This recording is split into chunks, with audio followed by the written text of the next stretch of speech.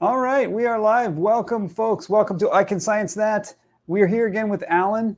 Alan wanted some time today to get on and talk, to do a follow up about what we talked about last time. Alan, you want to say anything? You want to introduce yourself a bit? Yeah, so you guys have seen me on here before, uh, talking about stuff, and when I was when I was following up on this, I emailed Matt and I was like, I got some things here to present, and he was like, he asked me like, do you really think it's going to convince anyone? And I thought about that for a while because when I originally started hold on a second, I'm hearing a mad what's it called? It's replaying in my ear. Hold on.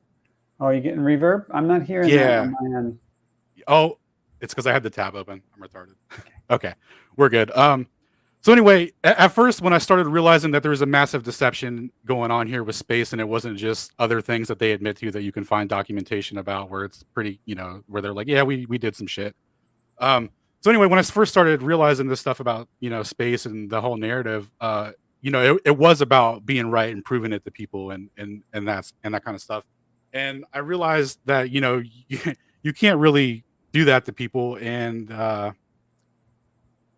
I just have a different outlook on it, now, and Yeah, I don't well, want to come mhm. here to like the goal of this isn't to sway anyone or make you or make you feel like you're dumb for believing in something.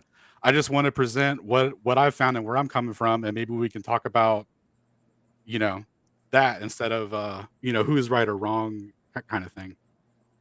Yeah, and I think that's good. Yeah, I think that's really good. When I sent you that note, I was like, "Do you think you're going to change anyone's mind?" I was yeah, like, "Why bother do it?" But then you responded with, "Yeah, we're not going to change anybody's mind, but what we can do is we can show people that we could talk about this from different points of view without without breaking the internet, right?" yeah, totally, man. And that's really where I'm coming from now, because I see a lot of and I'm not just talking about the glow perspective where you guys dunk on us. I'm talking about where we go to your guys' videos and dunk on y'all. And it's so retarded. It's so like we're fighting about the dumbest thing ever, guys. Like I was watching Witsit Gets It and his wife do a debate on modern day debate a couple weeks ago, and I don't remember the guy's name on there, but the woman on there, she said something really interesting about well, let me just back up a second. So Witsit was talking about how how all the flight manuals and all that stuff all refer to a flat, stationary, non-rotating Earth. Well, he Uh-huh. was bringing that up, right? And she was like, "Well, if you calculate the circumference of the Earth and how high the plane's flying, like, it technically would appear as a flat, stationary plane because it would only be like it's only like 0 point something percent off the ground or whatever kind of thing. You know Right, what I mean? right, Very minuscule." right. And in that moment, I was like, "Holy shit, man! We're really we both are saying planes fly over a level plane, like, but we're fighting about it. It's retarded, you It, know? yeah, I'd say it is.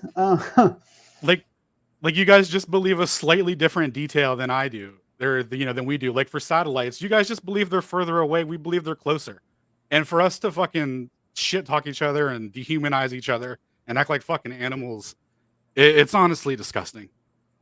Yeah, yeah, I agree And with that. Absolutely. That part is the part that disgusts me as well. So yeah, and that's why I like having you come on. And there's a few other people that we can talk and get along okay, and that's good. So what are we going to talk about? Maybe Sean wants to know what is he talking about. What are we going to talk about? Last time when we were together, we one of the topics that we covered was, we got these discover images, um, and a lot of people look at those and go, doesn't that pretty much prove that there are satellites, right? We have satellite photos, and and we can verify from the ground that they match reality. So, um, how's that done? And Alan's point of view was, well, maybe it's like balloons or something. And we all left it with, that was ridiculous. It's ridiculous to imagine that it could be balloons. Um, so then Alan went off. You went off and looked to see just how ridiculous that would or would not be. And I think you've come back to show us it's maybe not as ridiculous as we thought. Yeah. Is that about right? Yeah. Okay, and let me just throw this up on the screen.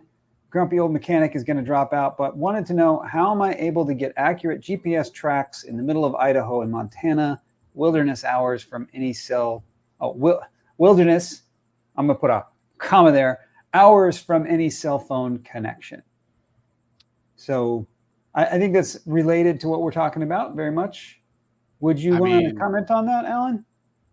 If the satellites aren't in space and they're just balloons, I don't know how. So GPS is balloons. I don't know that GPS are balloons, but I mean, I know there's definitely tower-based technology that already did that stuff. So to think that they couldn't have just added some balloons to it or something like that, like, I don't know. It's possible, man. Like, do you have the source code to GPS? Can we look at it? Yeah. It's open source. Yeah. Is it? Yeah. No shit. Are you fucking serious, bro? Yeah, dead serious. I've literally, oh my God, I've never looked, but I've heard like multiple times. They opened it. Yeah. I mean, they opened it up. That many. Okay, well, I'll have to look further into that. I genuinely didn't know that.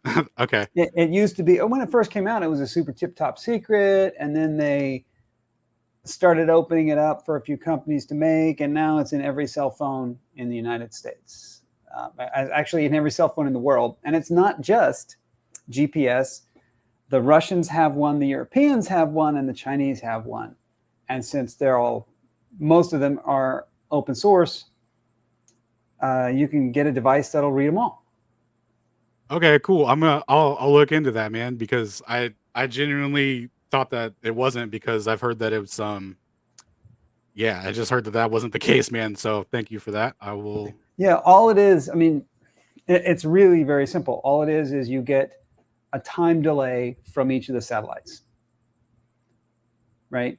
That's all you get, is how long did the signal take to get to you from the satellite. Here's the thing with the Idaho Montana wilderness stuff. Like, you remember when Sirius XM radio was coming out and there were the satellite radio, blah blah blah. I used to have an XM, actually. Yeah, I still can't. It's still not even available in my area. Like, it doesn't work here. That I don't. I'm gonna need you to provide some kind of backup for that, because I had an XM radio. It worked everywhere, no drops. Yeah, it did. My mom was heavy into listening to Howard Stern and stuff, and when he switched to XM, we tried to get it, and it didn't work. What do you mean by that? It didn't work. You mean you turned on the radio and you didn't get a signal? They said it wasn't even available in our area. What area is that? Where I mean, it doesn't work in the poles. If you're in Alaska, maybe it doesn't work up there. I live in a rural area in Ohio, central Ohio. It works in central Ohio. I mean, there was no time during the run of Sirius XM that it was not available in Ohio. Brother, I've lived out here for 19 years now.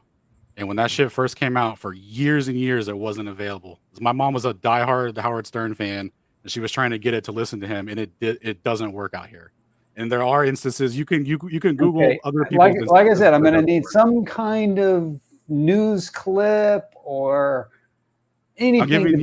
I'm giving you firsthand testimony, bro. I mean, well, you don't believe firsthand testimony, so I don't think I should believe yours either, right? Touche, but you actually know me and have a rapport with me. I mean, do I actively lie to you? I know people and have a rapport with people that, okay, fair enough. That are involved with space, right? So fair enough. Fair enough. All I'm saying is my mom couldn't listen to Howard Stern because it wasn't working. So I don't know who we have to take that up with, or if there's a news article for that. What year was this? Do you mean approximately? Fuck, we've lived out here since 2004 or 6. No, 2000. Yeah, like 2004 or 6. So whenever I don't remember what year he transferred over to there, but it was sometime in between there and at least like 2008 when that happened, because we couldn't even get Dude, we couldn't even get satellite, you know, Dish Network or whatever. We couldn't even get satellite out here for the longest time. We can get it now, but for the longest time, bro, the longest time when all those commercials that were like, "Oh, you can get it in a rural area," we could not us. Swear to God, on whatever Okay. on Yeah, I whatever mean, credibility I have with you, I'm not lying to you. I was on fucking dial up for like most of my life, brother, because we literally couldn't get shit.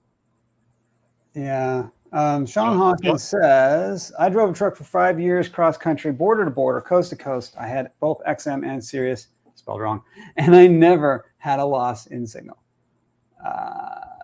Yeah. Triggered Limey says, I think I read something about XM not being available in very few places in the States. I recall something about possibly not being available near military bases. May be wrong, though. All I right, don't I know don't of know. any I base mean, we're near, those but were, I assume they still exist. Those are low Earth satellites. They orbit, right? I mean, it's not like you could get out of range of them. They have to go around and around. So hey, man, I just work here, it's, bro. I suppose it's worth an investigation. I'm telling you that if it were true, if it's true, if you can verify for me that that there really was no Sirius XM service in Central America. I'm sorry, No, not Central United States, Central America. That's stupid. Central United States. At some point, and you can document that, and then I think that would be worth further investigation. We should then look into why that was. I think what you're describing is that there may have been no vendors in your area. The car dealers weren't offering it, which doesn't mean that it doesn't work. It just means that there's nobody there selling it to you.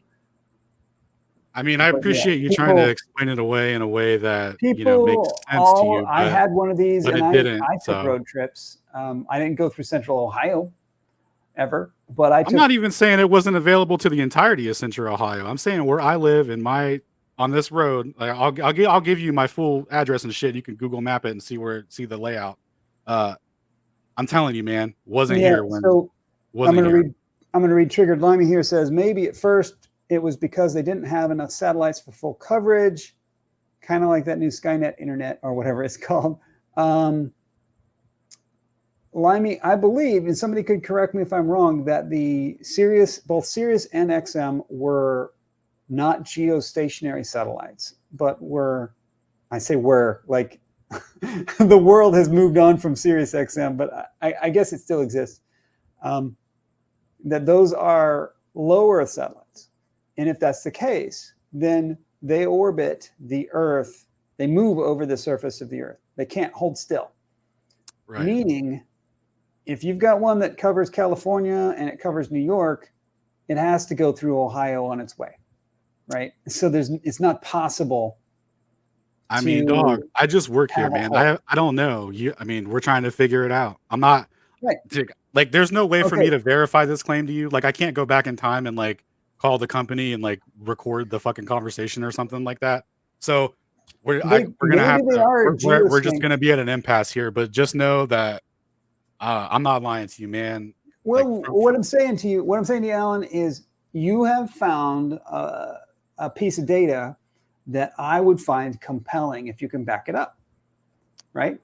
So that's something, right? Like I never find your Van Allen belt talk compelling at all. It's just not even compelling. But this one is. So that's interesting that that's compelling to you. But like the Van Allen stuff isn't. It's interesting. It is interesting that we look at these things very differently. See, I look at things from a physical possibility scenario, right? The physics of how it works says this. And the Van Allen belts, the physics says we can go through there. You found somebody saying it was a big deal. I don't care what he said. The physics said you can go. Well, through it's not space. somebody. It's NASA's own reports say that. Absolutely. Like, I mean, it's not like you're saying that Absolutely. like I just found some random stranger on the street that was talking shit. These are No, from no, no. NASA's own reports, brother. Like, Sure, you can find people that say all kinds of stuff. And I mean, if I was going to make a report to, for $1 million agency that was paying me, I mean, like, I'm not just going to put in like, nah, the Van Allen belts, or like, I'm not just going to wing it, you know? So they probably had a reason to say that, those kinds of things. And then to base presentations to the public on that stuff. You could find Robert fucking Kennedy saying that, or Robert Kennedy. I don't know who the fuck that is. You could find JFK giving a speech about the dangers of radiation from that shit. So, yeah, so clearly it's a thing that was put into the public's eye, or, and you know, nothing that was said is untrue. It's just a matter of interpretations, right? So if I said to you, you hey, have this, an if I have a, interpretation of what was said. an interpretation, bro.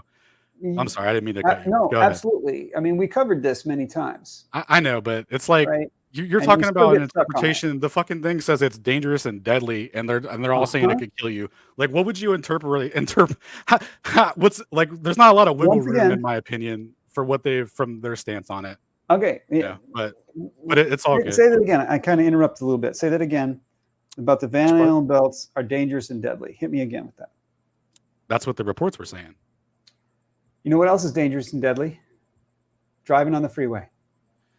Oh, right. That comparison. All right. Okay. I drive down the freeway. I see what you're saying. So but the way can that we be done with this conversation now and never bring it up again? Fair enough. Dangerous and deadly does not mean we're not doing it. Okay. All right, man. Okay. Right. Okay. So, okay. Okay. So, GPS, you have a sense that, maybe that could be balloons. I don't see how that could work. Because what we get, the signal we get from GPS is just distances from the satellites. So if we know where the satellite is supposed to be, and then we get the distance from it, we can basically triangulate our position in 3D space. So we would need to know not just the distance, but where that balloon is at. So if the balloon is blowing around in the wind or something, I don't know how that's supposed to work. That's a fair point. So, sorry. A lot of people say it's ground towers, but the ground towers, they move. They move. And they're not near any ground towers. So it's really hard to imagine how that works. But let's say it does. You wanted to talk more about like Discover and maybe Himawari 8 and how those could be balloonified. Yeah. All right. You want to take it away? You want me to show stuff, or did you want to present some stuff? No, you could just cut to we'll start with the 12:30 timestamp, and we'll let the Google X guy talk about it. And then, but before you hit play though, I will say, if anyone wants to, or I'll email Matt the links later. He could put them in the description if anyone's interested. If you YouTube NASA balloon program, you'll find like 2 or 3 videos on it where they talk about it and just kind of talk about the scale of what they got going on. And you guys all believe that there's like, how many satellites are we up to now that are in space? Thousands. So that you guys are okay with like thousands of satellites in space, and I guess the idea of like thousands of balloons up in the air is like too much for you guys, to hey, that's a fair point. To acknowledge. But if I challenge you guys to watch NASA present it from their own words and talk about it. They definitely have the scale and operation to do that. And anyway, so we'll go ahead and play the Google X project, because they're trying to tap into what NASA, into the NASA's balloon tech. And so there's a video I'm going to show from somebody named John Thor. Is this his original work? It looks like he's collecting something about the Project Loon, which is Google's balloon. Yep. Oh, 1 second. Let me talk to Triggered Limey. Well, I believe NASA's balloon program and not the actual satellite program, because the balloon programs have fallen. Like those, there's they've been recovered. There was a what was it? I don't know what year it was. It's called Project Corona. I haven't looked into it, but this is just what I've heard. There was Project Corona in the 60s or something like that, 60s or 70s, where the U.S. Air Force had priority over any airspace, any country to go anywhere to retrieve, any down balloons Yeah, I and remember stuff like that. that. That's right. Yeah. So, like I said, I haven't even checked into that yet. But that, if that's a thing, then there you go. So it's just There was something five that's balloons. it's something that's more verifiable than the satellite program, because like we're about to how I'm going to show you after we do the Google X thing, how it could be faked, and you can't just judge it based off of quote unquote pictures of the Earth from space. Yeah. So Satellites have been recovered too, right? I mean, allegedly, man, who knows? Allegedly, the balloon is real, but the satellite is allegedly. If you could find me, so here's the distinction. Here's the distinction. There's videos you can find where people have filmed with the downed balloons, right? I've never seen a downed satellite video. If you could find one, you may not be as old as me, but who remembers Skylab? Anybody remember Skylab? Didn't Skylab? It's just back of this crumbly old brain. I never heard of it. I remember Skylab crashed in Australia. Is that right? Real quick. Okay, so hold on. Before I even do the Google search, if I show you a picture of a down satellite, you're not going to care.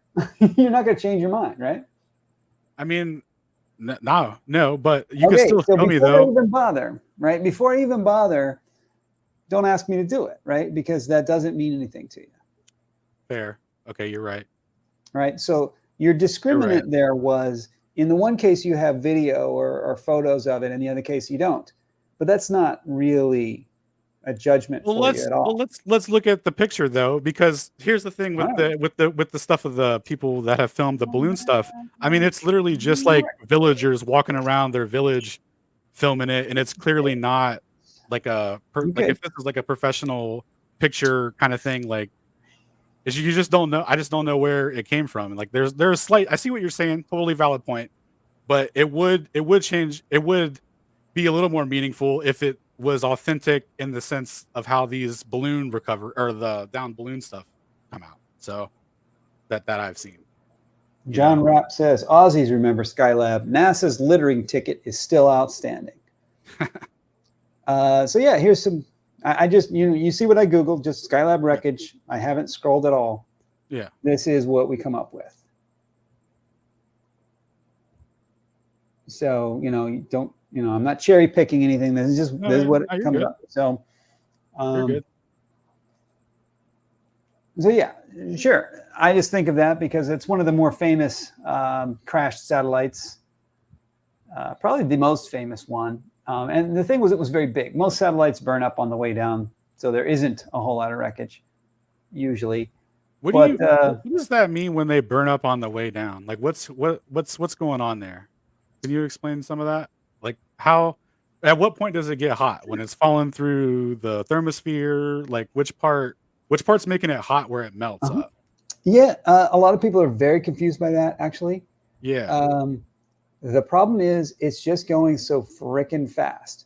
It's going so fast that when it hits an atmosphere thick enough to start generating some friction. So when it gets to the normal air pressure kind of thing, right? Is that what we're saying? It doesn't have to be normal air pressure. No, it happens pretty quick. They heat up very fast on the way down. They don't even make it very far down. But they don't heat up when they're like orbiting through the thermosphere. When they're in orbit, the atmosphere is thin enough there that they don't heat up from it. Okay, got you. Okay, and as they come down, the air gets thicker and thicker and thicker. Right. Okay. And so it starts getting more until it's just too much. Yeah, cool. Just wanted to double check on that because as we were just talking about that, I was like, well, wait a minute. When does it fucking burn up? Right. And the thing that really does honestly confuse a lot of people something I was unclear. Let me just say, instead of trying to generalize to people, Let me say, I was unclear about until I learned about orbital mechanics is why don't they burn out? If it's the speed that melts them, then why don't they burn up on the way up? Why is it only on the way down? Mm. And only after I learned a little bit about orbits did I understand that they go up, and then they hit. You've heard them call it, max Q. They hit the max Q, and then they continue going up from there, and they're still burning the engines after that, right? So they keep getting faster and faster and faster as they're going up. They don't reach those speeds until they're out in space. Makes sense. And so that's the problem is on the way down, they're still at that crazy speed. Yeah. On the way down. Okay. They could, if you brought a ton of fuel with you, you could slow it down so much that it doesn't fall that fast. But nobody's going to carry fuel just for that. All right. So should we go to the video? Yeah. Okay, let's see. Let's, as they say, roll VT. Is that Mr. Sensible says that? Share screen, go. Am I sharing audio? Hold on a second. Before I even hit it, let me hit it, make sure there's not there it is. I was not sharing audio. Okay, I got the audio on. We're at 12:31, and you tell me, you narrate anything you want, and also tell me when to stop. Okay, cool. I think we're good to just play this out for, I think it's like 2 minutes or so. Or 3 might be great. Brings the balloon up. And now if we want to change altitude, we have another balloon inside the balloon that we fill with air.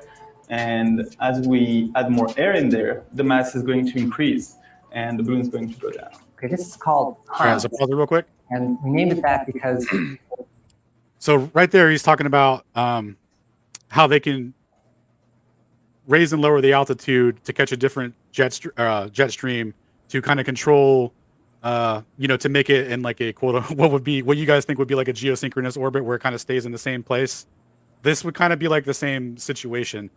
And they also, I'm not sure if they show it in this clip or not, but the way they have it set up is they'll have like 10 balloons that like rotate, so that it's never out of service. You know what I mean? There's always one coming into that jet stream kind of thing.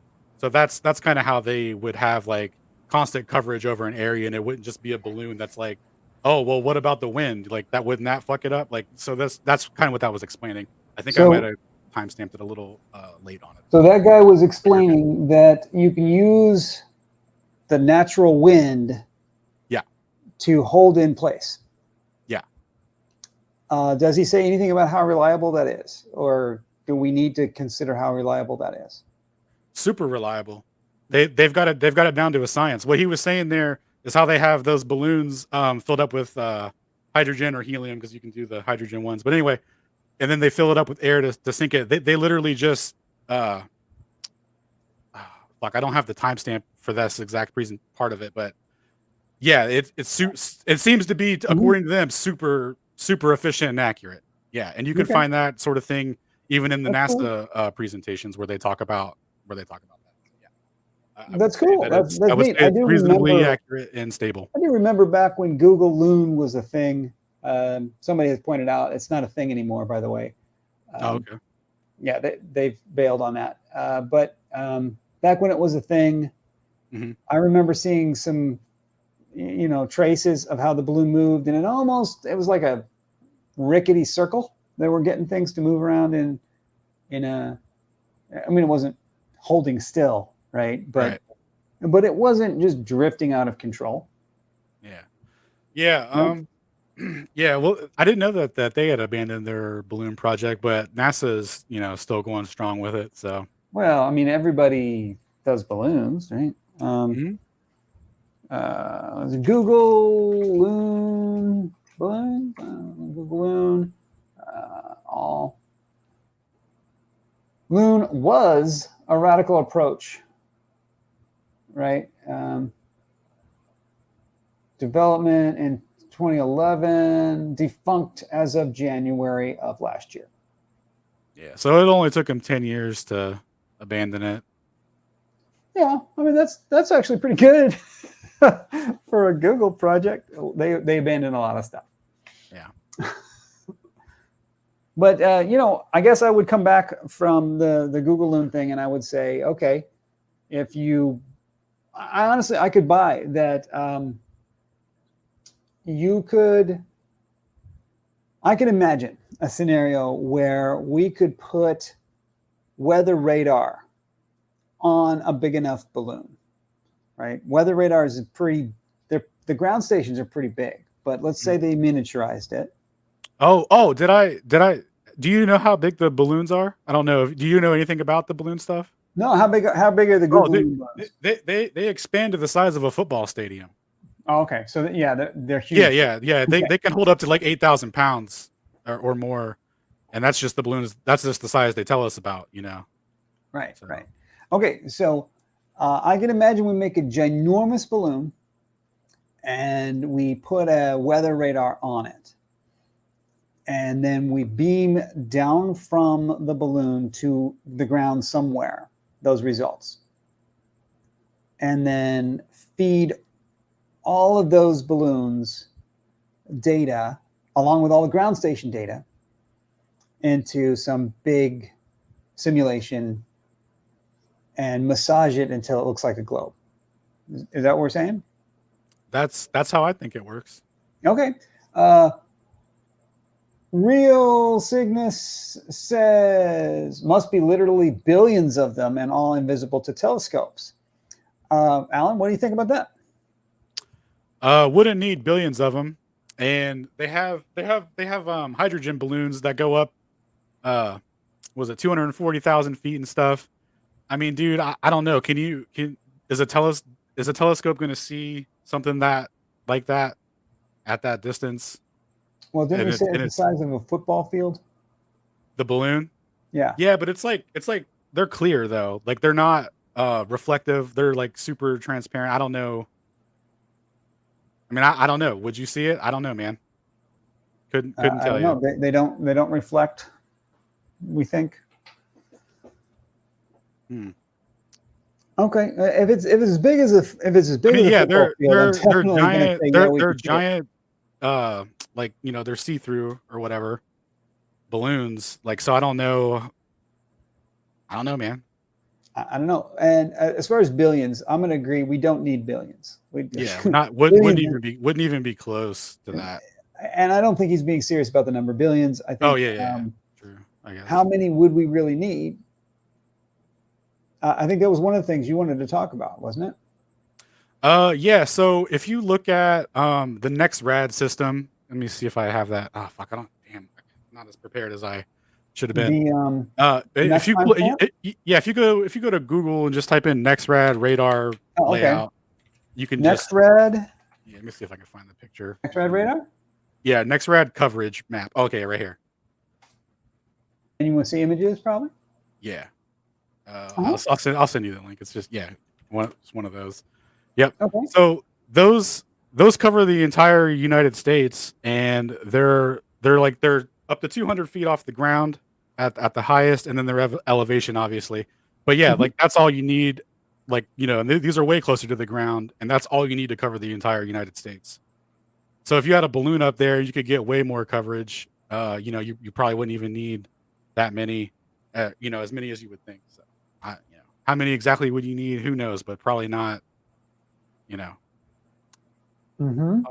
we're talking about clouds. Also, let me give you another boost, which is we're talking about clouds. So above 10,000 feet, right? What's that? Above 10,000 feet. It's showing you what kind of coverage we get at 4,000 feet, 6,000 feet, and 10,000 feet. So if we're looking at clouds,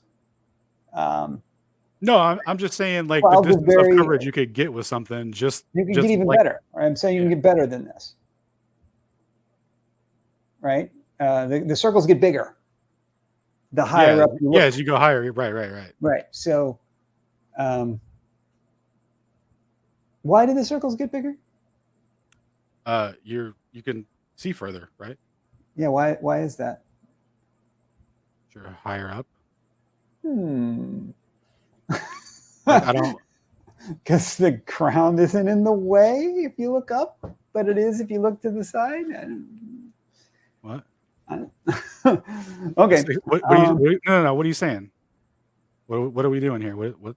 I'm just saying, if the Earth is curved, that's how it works. If it's If the Earth flat, is that's how it that's works. not What how are it you works. talking about? If the Earth What do is you mean? flat and you put a radar on the top of a mountain, Mm-hmm.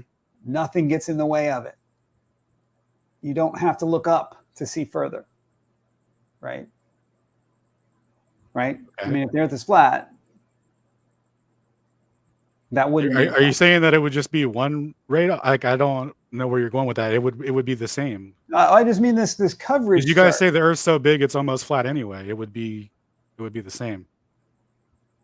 I'm just saying that this coverage chart gives you two things. First off, Okay. I'm offering you that if you're interested in clouds at like 30,000 to 50,000, 30,000, 70,000 feet, then the coverage would be larger than what we show here, because this is only showing to 10,000 feet, right? Because the rings get bigger the higher up you're looking. And then I did have to pause for a second to point out that the reason the rings get bigger is because the Earth is a globe. But that's okay. So we'll just ignore that one. Why? Like, I don't understand how I don't understand how you, Well, say it again. Like, it's not. Look, you got a desk or something in front of you? Yeah. Desk. Yep. Okay. Put your hand on one end of the desk and imagine it's a radar beam. Boop, boop, boop, boop, boop, boop, boop. Right. Can it see the far side of the table? Is there Well, this might anything in not the be the way? best I mean, if analogy. it's a flat table, I just don't understand nothing how. But You're saying that the radar sees further because a globe, it's a curve. right, if it's curved and you put How does radar work on a curve? Like, does the beam reflects back at the same exact curvature, or just follows that? If you look that way, but it doesn't get in the way if you look that way, right? I'm still not getting it. We'll have to come back to it. Maybe it's just a visualization problem. I'm not understanding how it would be different. Okay, that's all right. It's not important. So I apologize for that. Like, I'm not trying to, like, I genuinely am not understanding how it would be different. Okay, no, that's okay. That's okay. So your point with this diagram, though, is we don't need billions. This is the amount of coverage that we need to cover the United States. How many is that, by the way? Did you count how many that is? I did so if you go from Washington to Maine, I think there was like 18 going across, and then there was like 9 or 11 or something going down from Washington to California. So but I didn't count them all. I was just so it's 200? What's that?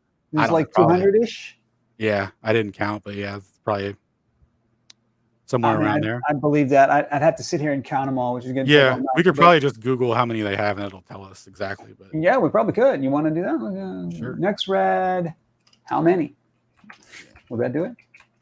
Yeah, there is, because I looked up the elevation for them. 159. Find out. Yeah, we weren't too far off. So 159.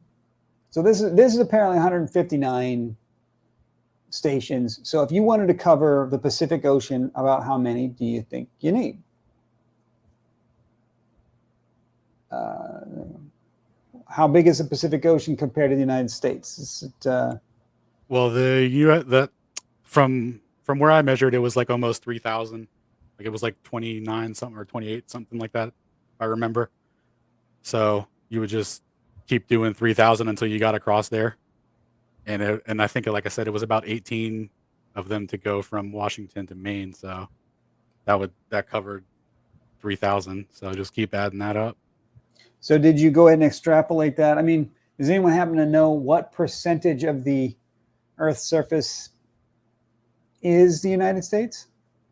That's easily knowable. Well, you wouldn't even have to cover all of the ocean and shit, though. Like, you would literally just have to have it around where shipping routes and where people travel. So it wouldn't even be, and like maybe a couple here and there for, like, coverage. You wouldn't have to have it as extensive as you would out here. I mean, like, yeah, I would. over land. I'm gonna grant you that. Let's say the density of coverage that you need out in the ocean is much lower, right? Yeah. Let's say a quarter, 25%. Yeah, I mean, just spitballing here, sure. Okay, so so I don't know, area of the U.S. U.S. is 3.8 million square miles. Surface area of the Earth, 196. So if we divide that, right? 3.8 divided by 197, right? Okay, so the United States is about 2% of the Earth, right? And I'm saying let's give you a 25% coverage for the rest of the Earth, the whole rest of the Earth. Everything's not in the United States. So so we'll multiply that by 4. Say it's approximately that much of the Earth, and then we're going to need to say multiply that times the 100 and what was it, 59? Yeah, 159, I think it was. Yeah, I lost it. 159. So how many balloons do we need to cover the Earth? About 2,000. It's not bad. You know, their production, you know, if you guys end up checking out the balloon programs that are from NASA, the scale of their production's insane. They easily could, that's not a problem for them. So wasn't even a problem for Google Loon. They had the same manufacturing going on. So it's, I would say with those numbers, it's even more plausible. Yeah. So if you've got 2,000 working giant radar balloons in the air at all times, and you're able to keep them, you know, more or less covering everything so they don't all blow off, you know, in the wrong way. Yeah, you should theoretically be able to pull this off. But 2,000 satellites, no, there's no way that's possible. But 2,000 balloons, sure. That's well, on the inverse, 2,000 balloons, no way that's possible. 14,000 satellites, like, you know, so it's all good, man. Right. Okay. I think that's fair. I think that's all fair. Good. Does anyone in the crowd want to comment on my back of the envelope guesstimation that we need about 2,000 of these giant Google loons in order to fake Himawari 8 and Discover?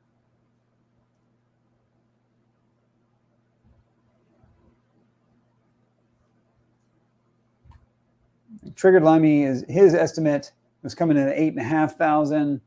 We're in the same order of magnitude. So I mean, but this dude's saying the entirety of the Earth's surface. Like you wouldn't even need that though. Well, kind of doesn't Discover show the entirety of the Earth's surface? Yeah, but that's, I mean, dog, we'll get to that. Don't worry. Like that's not even an issue. Well, no, explain to us why it's not an issue. Because I'm thinking from the point of view of, look, if I have to make a fake satellite, okay, then I need the data from everything the satellite can see. Let's just jump to the 4104 part of the video, and we'll go from there. Okay. 41. Yeah, 4101 should be about it. All right. Am I sharing audio? Let me just do a new share so I make sure. Because I see what you're saying, but I think when you see this, you'll be like, oh, okay, fair enough. All right. Go. Just briefly show you how they generate a picture every 10 minutes with what appears to be accurate in current weather. This is basically what they do. Now, don't take my word for it, as I always say. Go check it out for yourself. Number one, They have already created and stored transparent images of the weather over the oceans using climate simulation software, which they openly admit right here that they've done climate simulations up to the year 2095. But it's actually the year 2100 on this FTP server folder, and here's one of the images. And following some of the other images that you can find where the land masses are transparent, and they use all this simulation software to come up with the weather over the oceans. You know, since our weather data comes from our ground-based Doppler radar, and it's impossible to use ground-based systems to cover the entire vast oceans. So that's where the weather over the oceans comes from, their software simulations. Number two, now for the weather over the land, the NOAA has supercomputers that take data coming in from all over the world, Doppler radar feeds, and crunch it all together and combine it with the weather simulation data over the oceans. So they come up with a complete composite weather quote-unquote map, which is then wrapped around a ball in their 3D modeling software programs, just like we've shown countless times in our previous episodes with the Earth and the planets, etc. So then what we get are composite images like this that are created in the 3D modeling software, the current Doppler weather data over land and the simulated weather over the oceans, and it looks like this. So this particular image is on the FTP server and is date and time stamped with October 11th, 2017 at 11:05 a.m. I just chose one randomly.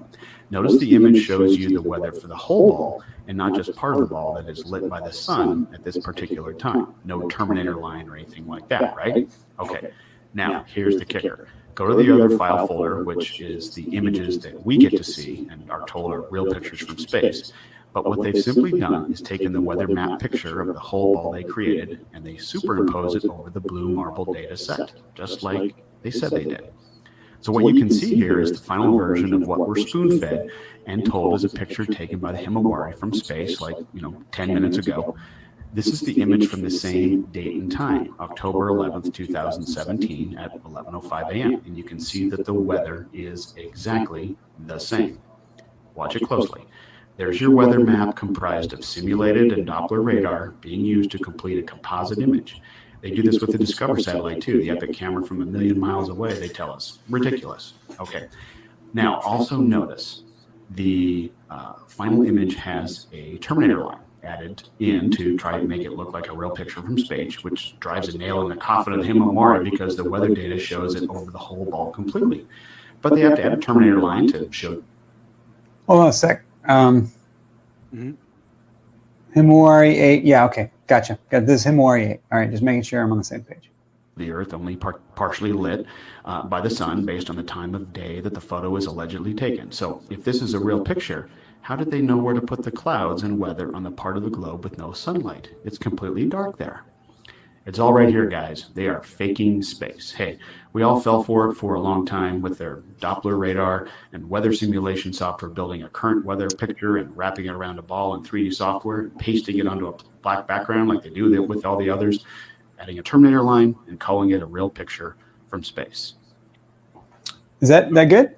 Yep, that's the end of the presentation for that. I think that was a really good. That was a really good presentation. I think that was very compelling. Yeah, and I could be made to believe that that was true. He got that from their FTP servers. Like Yeah, that's all sourced right. from them. We've all seen it. There's global weather data, right? We've seen that. Well, So but the could thing is, you though, is fake when I this? was sorry. Go ahead. I think you could. I think you'd struggle with contrails. What's that? I think you'd struggle with contrails. Why? Because those aren't in the weather data. Are they in the Himawari pictures? Yes. Are they in the Discover pictures? Yes. Really? Can you show me one? I would more reasonably. It was a guy I watched some time ago, and I don't remember who it was.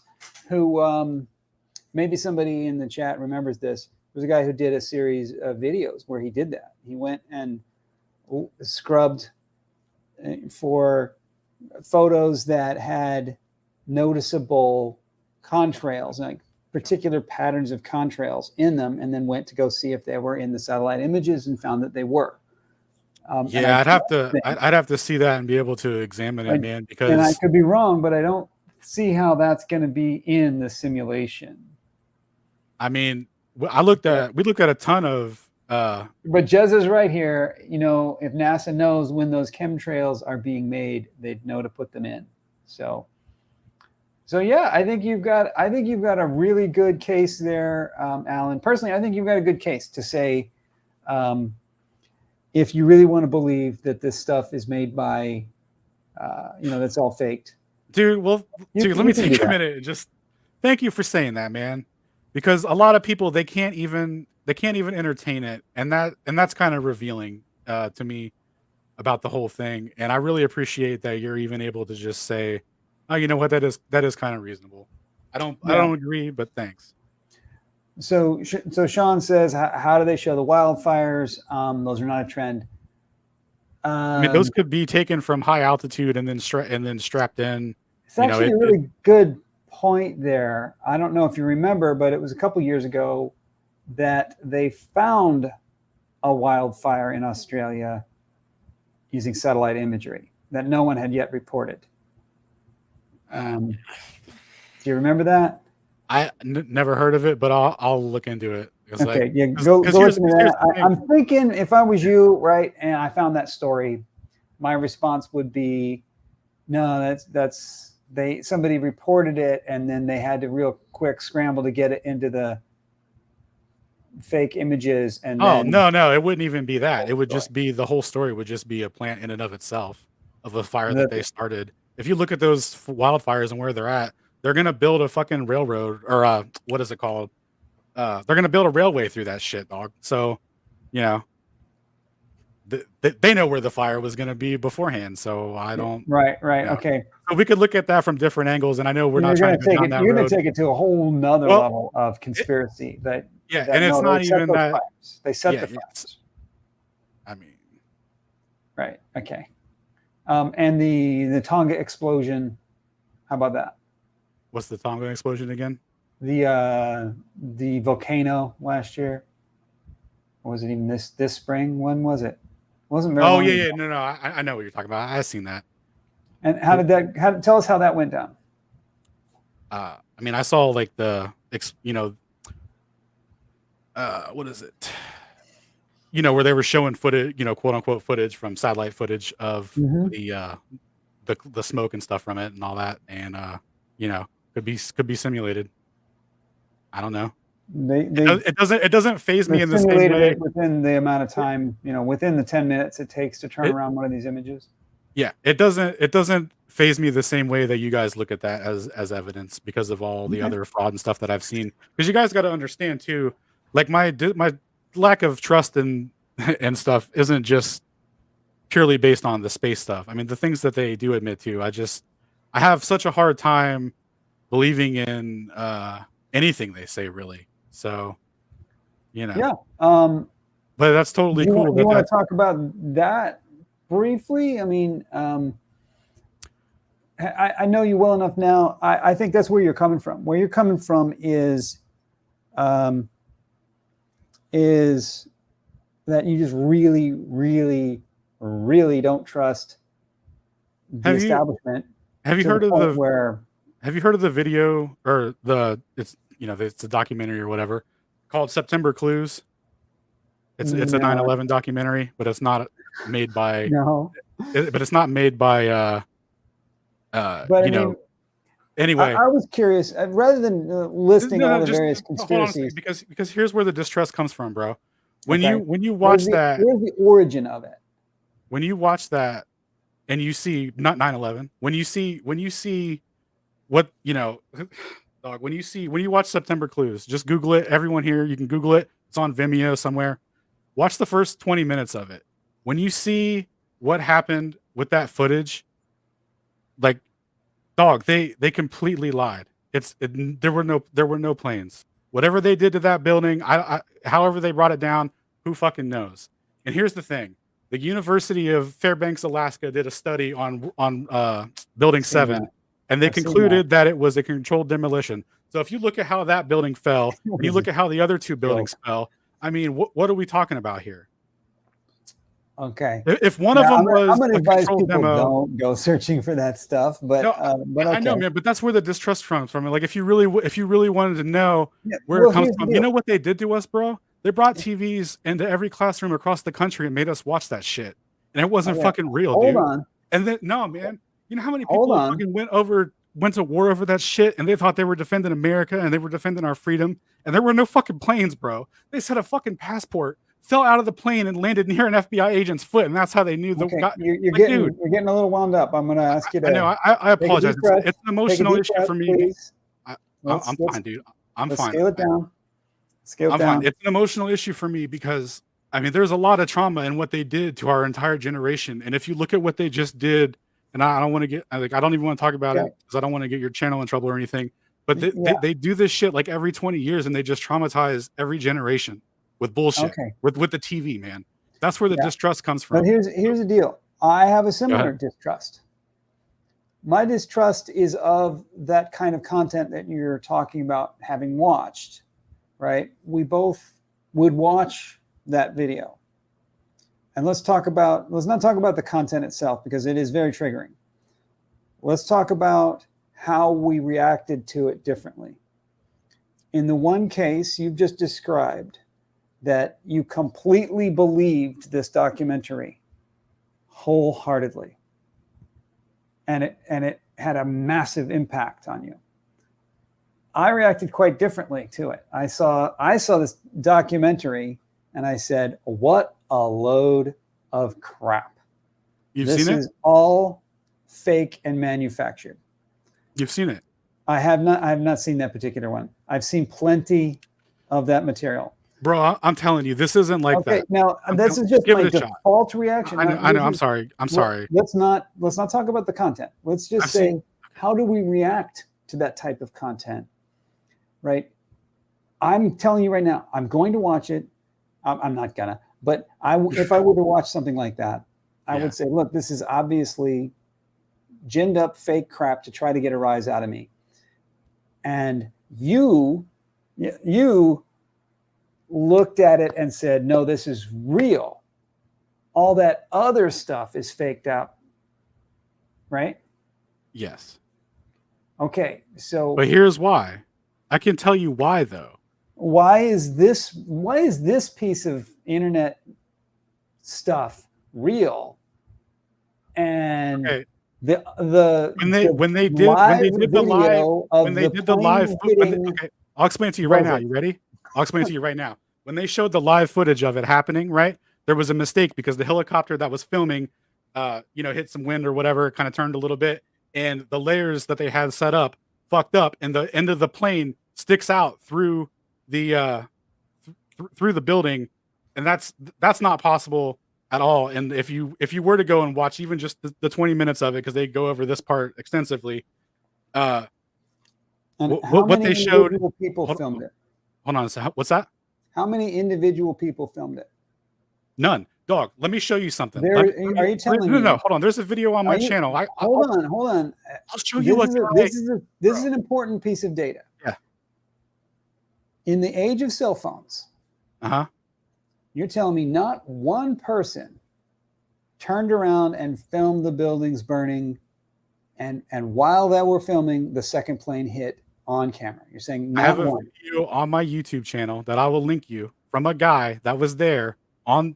This is his story, and then he goes and records, goes on the ground. Just listen to this for a second. Just listen to this. Okay. He sees the again. blow up. Before you do, Triggered Limey is pointing out we don't want to talk about 9/11 being faked. I don't want to talk about that here on the channel. I'm not saying people's families didn't die, bro. I'm not. I don't want to even. We're not even going there. But if you want to talk about in general terms how you evaluate this type of content and how I evaluate it very differently from you, I think we can have that conversation and not get into the bad territory. How about that? You think we could do that? Let me try and. I mean, how is it that when you see From the Earth to the Moon, right? Or you see the headline, I'm carrying Bigfoot's baby. which ones are real and which ones are not real? How do you decide? I'm sorry, say that again. I kind of zoned out. Okay. Yeah. When you see a wild claim, claim, there were no planes. Let's don't even bring that one up. Let's say I'm having Bigfoot's baby. Okay. Right. I'm having Bigfoot's baby. Is that true or not? No. How did you decide? So what I've come to, okay, so you, How did you decide that? I see what you're asking. So what I've come to figure out is that all these major news stories, especially if it's a really big, quick one that they're pushing, and they all are on the same page with it and presenting the same stuff, that those are usually plant stories. And what will happen is they'll report on an event, and some things will be true about it, and they may even interview some people, but they'll also interview people that are just actors. Okay. And they'll form stories based on these narratives that aren't even involved in the story, right? Okay. So everything you're saying right now, I'm trying to be objective here. Yeah. Okay. Everything that you're saying is pure speculation. You don't Everything have you see in the news is to you don't or control. you just are making blanket statements, right? Sure. Can you back up any of it? Yeah. But you don't want to go How down that would you road. back up that these people are actors? Okay. Have you ever seen a dog? Oh man, I don't want to. Are you sure? No, actually, I think I pretty much don't want to hear it. Yeah. Yeah. I think it's better to maybe back up. I mean, I could tell you, I'd like but to. you know, Let me point this out. When I started off, and in a lot of this stuff that when we talk about it, I try to say things like, I try to be open to the idea that we are looking at things differently. And this is my evidence. have you ever seen a parent that lost a child suddenly? Well, hold on a second. I didn't hear that. I was Sorry, speaking. Sorry. When you came on right away, you started in with no, they lie. You started in with they lie. It's all lies. It's all fake. Well, I apologize for talking like that. It's just that from my perspective, it's like from my perspective, it seems question like they're lying. Or I looked at both sides and I'm not, convinced. Or right? You have a very black and white way of speaking about it. Well, I apologize for that, but that's because I've been looking into this stuff for years, and the way that I've just concluded that it's not that there's no wiggle room for these people, bro. It's all lies. They lie, they manipulate, to cover fraud, and then they tell us a story about it. And so I know it's like that's your conclusion. But I understand. Without evidence, you're not going to convince anyone of anything. Right? Just saying it's so doesn't make it so. You can watch archive footage of it though. And it's not what they told us. And then they later on covered it up later in the day. They put a fucking news banner over the impact because it was showing where the plane stuck out, where there was a mistake. Okay. So all right. Let me just say, of all the fringe ideas about 9/11, that's the fringiest. I got to give you some credit. That's the fringiest one. I did hear John Lear, I think it was, saying that it was holograms, which is I thought was the fringiest. But yeah, you're trumping that even. Well, here's the reason why, bro. I have a video of a guy that filmed the whole thing. He's standing right there looking at where the plane would have impacted, and he's standing around a group of people. They're all looking at this chaos that's going on, right? He turns his camera for a second. Boom, big explosion. He turns back, right? And keep in mind, the crowd of people are still standing there looking at the same thing, right? They're all saying there was an explosion. Not a single person said that they saw a plane hit the building. He walks around New York for another 30 minutes. He's talking to people on the street. He's interviewing people. He's asking them what they saw. Not a single person says that they saw a plane. The only people that said that there was a plane said that the news is saying that a plane hit. People Okay. that he's standing next to recording, I bro. think that's enough. I think that's enough of that Bro. topic. Let's go back to the That's satellites. what I'm talking about, man. Because because you guys can't follow through with it because it's fucked up.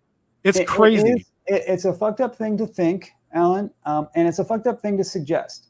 So I don't want it suggested here. No, it was a fucked up thing for them to do to us, I brother. don't want you to talk about it on this channel. All right, I respect that. I won't do it anymore. All right. So let's try to be respectful of many different viewpoints. Just let me say this. Just let me clear this up. I don't mean any disrespect to anyone that died in that event or any of their family members. And from my perspective, speaking what I believe to be the truth about it, it honors their family members more than if I just believe than if I knew what I knew and then just lied about it and pretended. So that's all I'm saying. And I'm not saying that you guys are pretending or anything. That's totally fine. What I'm just trying to say I'm not out to disrespect anyone or check your anything language like that. a bit. Huh? What's that? Check your language a bit. What? Because you don't know shit. Okay. Did you see the event? Are you I have a video of a guy that did see it though. So who is this guy? Right. Let's not take third party videos on face value. Let's instead reserve a little bit of room in our brains for not everyone is honest. Okay. All right. 1 second.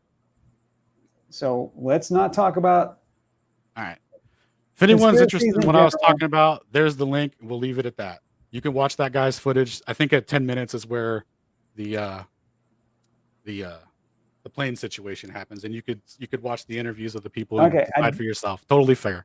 We don't have to talk about it anymore. Let's talk about the satellites instead. Yeah, let's get back to that, man. I apologize. But the one piece that I think is really telling here.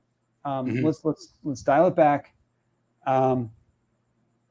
The piece that's interesting is that's the pivotal moment for you. Is that right, Alan? Is the 9/11 was the pivotal moment when I started realizing that this was a great deception and that it's totally possible and they did it and how they got away with it. That's what opened the door for me to see how that these are possible. Huh? I get it. I would love for you to just say that's the moment when I started to believe that. That's the moment when I started to believe that. Okay. Great.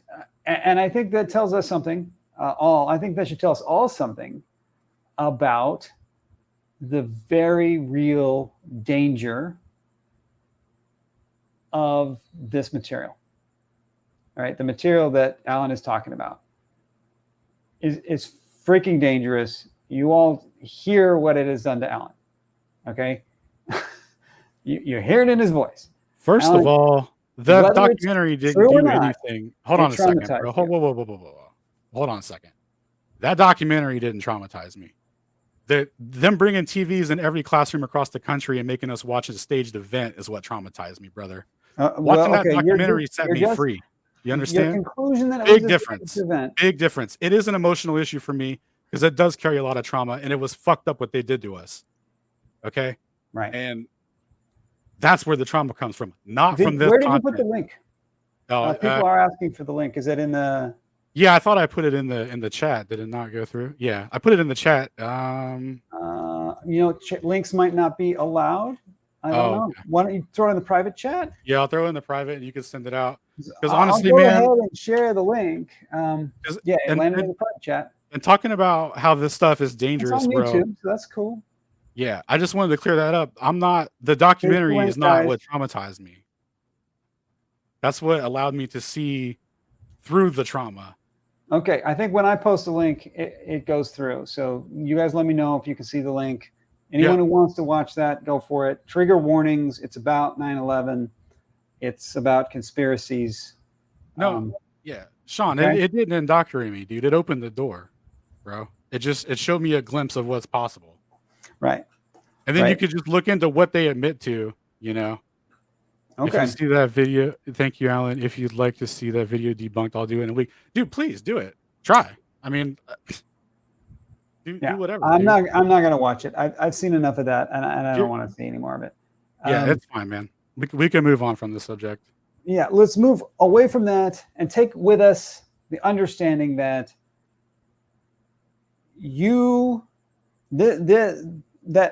that event changed your outlook on news media, government, a lot of things. And now you don't believe anything they say.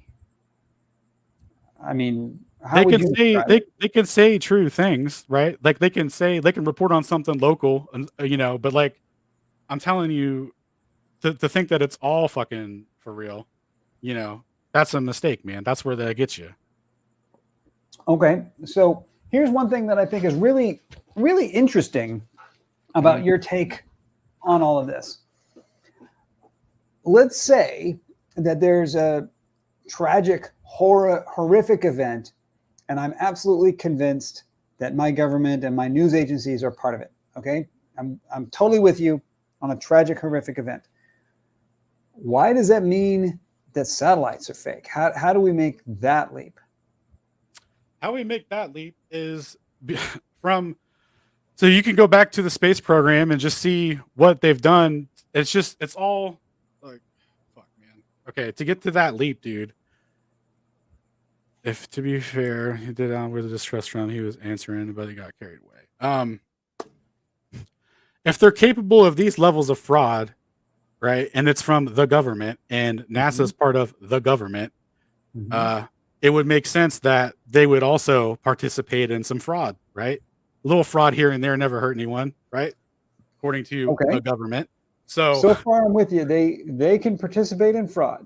So let's say they were trying to come up with like a mechanism to, make people believe in, whatever they want, right? And that's what the whole moon landing shit was all about, bro. Okay, yeah, we should probably briefly touch on that, because you don't take the standard moon landing fake approach, right? What's that? The original moon landing was faked, was to fool the Russians.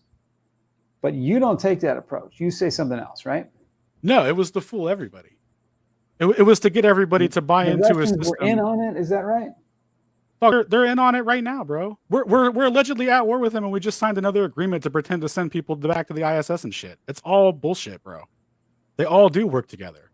Where do you think the information came from to make vaccine? To make the vaccine at? That data came from China. Please, just don't even say the word. It came from China.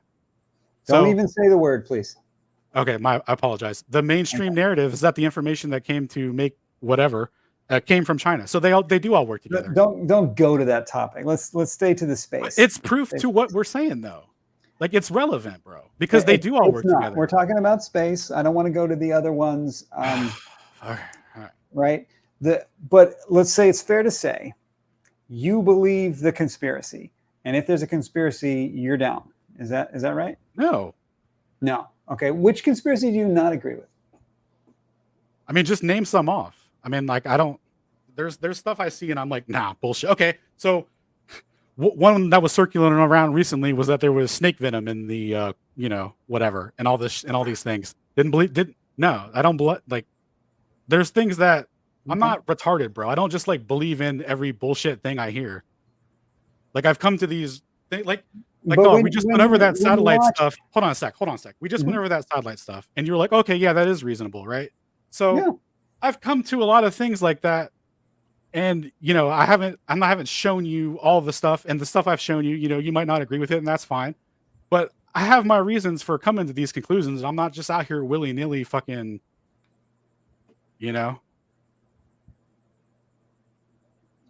Right. The video that we just shared tonight about the how you could use maybe balloons or whatever, and honestly, we can just set aside the balloons.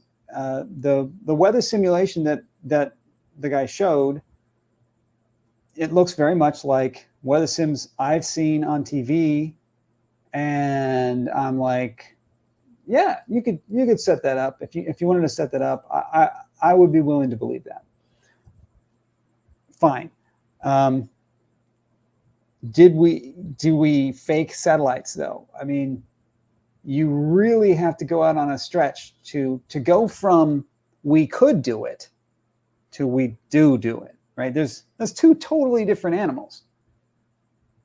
From we could do it to we do it. I How don't do you make believe that you that- can leave this place, right? And they show us things and they have technologies that do exist and do work. I just don't believe that they work from space. That's it. Why? mean, I don't think we can leave here, bro. Have you heard of Operation evidence? Dominic, Operation High Jump, and Operation yes, I've heard of all of it. the one where they were Why detonating bombs in Don't the you firmament? think space is real? Why? I think they found out they couldn't leave this place. They made the Antarctic Treaty, then they made NASA, and they just started CGI and shit and telling everyone they were going to go to the moon.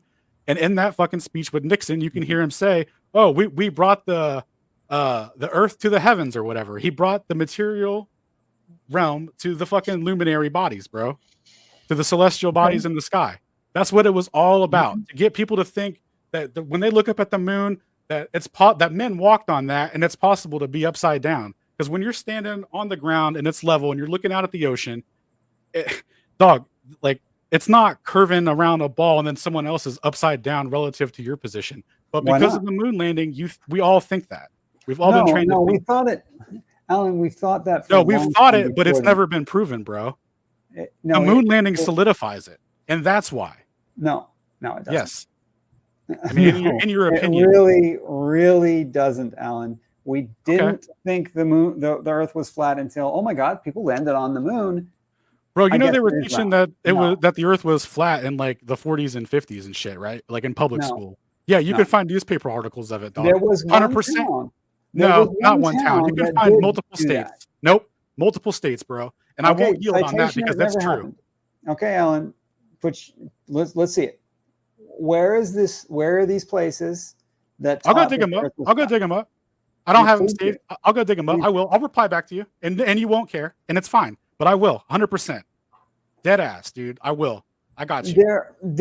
I've seen one town. Of it, bro. There was, Alan. You seem upset. I'm upset because you do this thing to me where you're like, okay. So for example, earlier when I was talking about, my proof of something, and then you were talking about some guy analyzing chemtrails from satellite pictures, and there's no videos of that. You didn't provide anything for that. I didn't challenge you and question you on that, or try and do you want me wiggle around it. But everything with you is like an uphill fucking battle, and it's kind of frustrating. And I apologize for that. But this is important for people to see, because even with all this heightened emotions and shit, we're not mad at each other, right? Good. You don't hate me. I don't hate you. I'm not mad at you, right? It's a heated discussion, bro. Men can get mad at each other and talk about shit. Okay. Very good. As long as that's where we're at, then I'm. Whoa! Did I lose you? I lost him. Did I lose him? What happened? I might have hit the keyboard. Did I? Hey, he's back. I'm sorry about that. I accidentally closed the tab right when I said that. Okay. I thought no, we're such good friends, and then I just leave abruptly. No, I thought I kicked you. Complete mistake.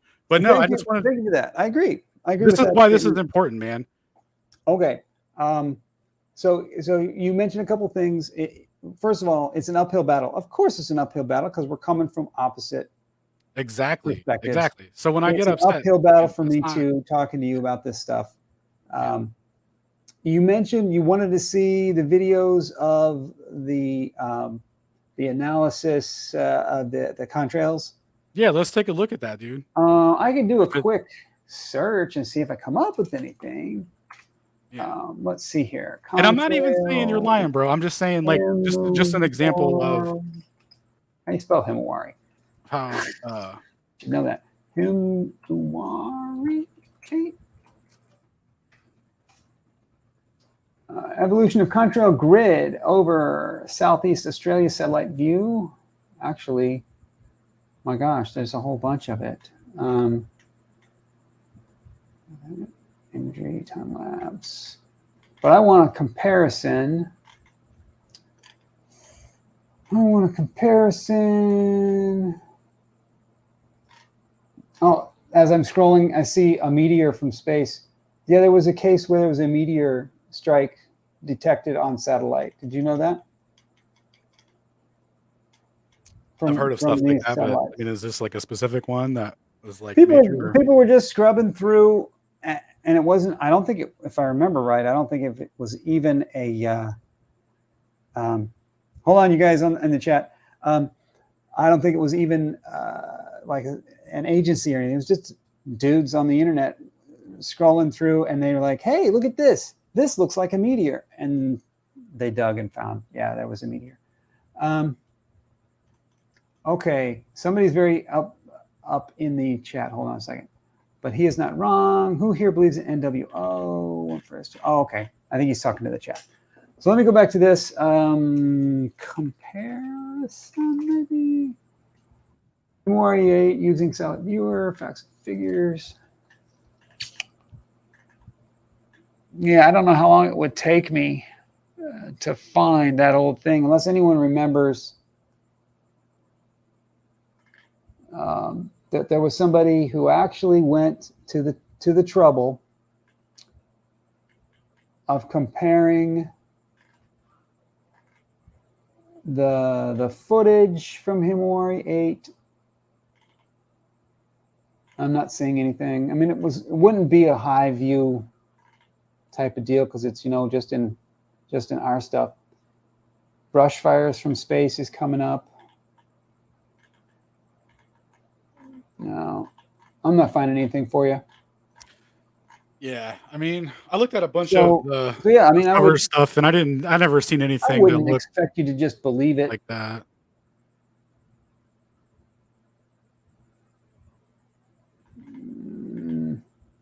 I mean, it's all good, dude. I mean, it may exist. It doesn't even. I'm sure it's around somewhere. Maybe Yeah. somebody. If anyone can find it though, please post the link and I'll check it out, as I am interested in it. It's not is it going to sway my opinion? No, but I mean, I'm interested in seeing what you guys, you know, what your guys' side of it has to say about it, or where you guys are coming from. From my perspective, look, you know, it just seems like it'd be really easy to just launch a dang satellite to, you know, to do this. You'd think it's super easy for the balloons. It's even easier. No, way easier than the balloons. The balloons is super complicated stuff. Oh, really? Well, maybe you should watch the NASA talk about that. Is it? They say the exact opposite. Okay, an individual satellite as opposed to a cluster of maintaining constantly 2,000 balloons is what I'm saying. Would you agree that if I could just do this with one satellite, that sounds easier? I mean, if they existed, sure, it would be, I guess, right. But they don't. Okay, now so it's unfortunate. Where do you come from on the but they don't exist, other than the government lies? Okay, let's say the government lies all the time. Granted, it's all lies. Why do we think space is fake? If it were real, existed way before we even had a United States. If it were real, the way that they describe it, they wouldn't have to fake it. Because you guys don't accept. You guys don't accept the you know, the ISS shit that goes on, the CGI, the layering, etc. You guys don't accept that, right? So it doesn't. So if there's something that would change my mind, yeah, there is something that would. If you could prove that a celestial body moving overhead has some sort of impact, some impact that isn't on the fucking that could be represented in a meaningful way, right? Because you guys say like the tides are caused by the moon and whatnot and shit. If you could show me an example of something being moved by that sort of thing, yeah, that would definitely help. And another thing that would help is water curving over large bodies. If you could show that, then yeah, I would definitely be. And I asked Matt about that last time, and his best example that he gave was that the tides are proof of the curve, and that doesn't compute with me in a meaningful way. So I don't. No, I think you may have misunderstood if that's what you thought I was saying. I even asked you and drew you a diagram and shit. And you were like, yeah, totally. What I was saying is that you understand that water is not flat, right? It rises, it falls. Oh, dude. You know that it does this. That's nothing to do with holding a fucking curve around a. Oh, sorry, I didn't mean to curse at you. That's nothing to do with holding water around a curve like that, though. It's not the same. No, it's not it analogous. really doesn't. I just wanted to make sure that we understand Bodies of water at rest do, though. bodies of water, a giant body of water at rest naturally rises and falls for some reason, right? It sloshes. Even the restiest rest we can make Have you seen those sloshes. mirror reflections that are in lakes and stuff? Okay, yeah, those lakes are too small to have tides. That's true. Yeah. All right. Well, I'll come back with some, and To have a tide, you got to be really big, like Lake Michigan or something. So I'll see what if I can find Okay. some good examples to So counter. that's not supposed to be proof that there is curvature. No. I see what you're saying. Hold on. I'll see if I can find some really good examples of what I'm talking about, where there should be some curvature just based on what you guys say, right? Like if it goes over a mile, the water should be curved at least 8 inches, right? Okay. At some So point, right? Yes or no? If it goes over a mile, Okay. Let's say you're at the shoreline of a large lake, right? That's a mile long and wide or whatever, right? At some point, at the end of the other shoreline, there's an 8-inch curve, right? Is that has to be right? Yeah. Okay. No. If that could be demonstrated to me in some meaningful way, I would have to reconcile with that. But I've never seen any. How about this? How about we get an auto level and we put it at one end of the lake, Mhm. and we measure the exact distance from the auto level to the surface of the water. Mhm. And we go to the other side of the lake and we stick a stick, and we go, when we look through the auto level, and say, where on the stick is level, and we measure that distance. And what if we've discovered it was 8 inches higher on the opposite side? Would that be it? You're like, oh my God, I was wrong. The Earth's a globe. Is that all it takes? I'd have to see some examples of that. I mean, it would definitely help. Do you have those? Have you ever looked for one? Does that exist? No. Yeah, sure it does. Sure Dude, it does. please. Let me show me. Have you ever heard of the Bedford level experiment? Yeah, I've heard of that. Okay. Have you heard of a man named Alfred Wallace? No. Okay. In the story of the Bedford level experiment, starts with Robotham. He says, "Oh, look, we can see along the surface of the water that proves it's flat." Right. And then some other guy, I forgot his name, who was a follower of Robotham, said, "Yeah, I bet anybody 500 pounds that I could prove the Earth is flat using this technique." And Alfred Wallace took him up on it. And he said, okay, so he stuck three sticks in the water.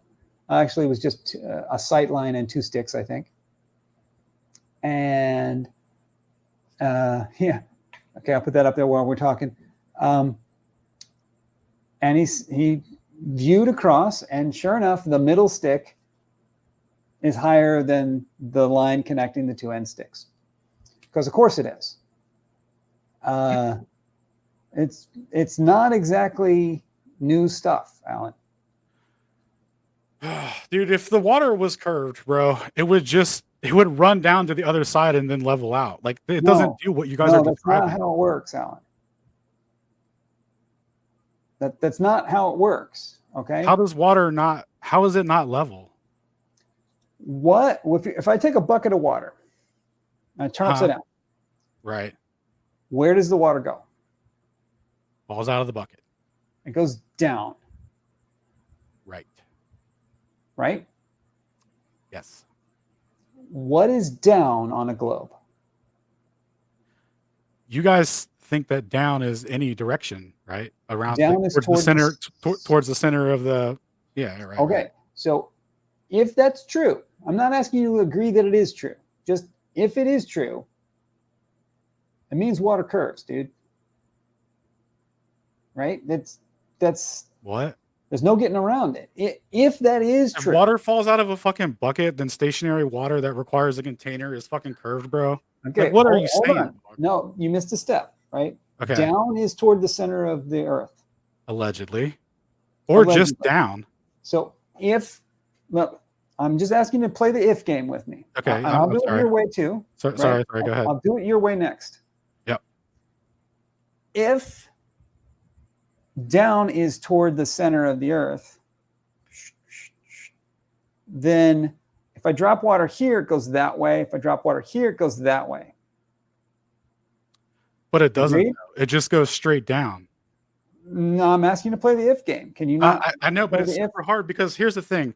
I'm trying to If play the if game down with is you. toward the center, that is down. Okay, here's the thing though. Okay, you're saying you're doing this angle thing with your fingers, right? Where you're where it's going towards the center, right? Okay. Now, but we're on a thing that's so big that it's flat and level, so we're not seeing water go diagonally towards the center of anything. It's going straight down, right? Yes or no? If you tip that bucket straight up, it's going straight down, right? Straight down. Straight down. Okay. Now, that's it.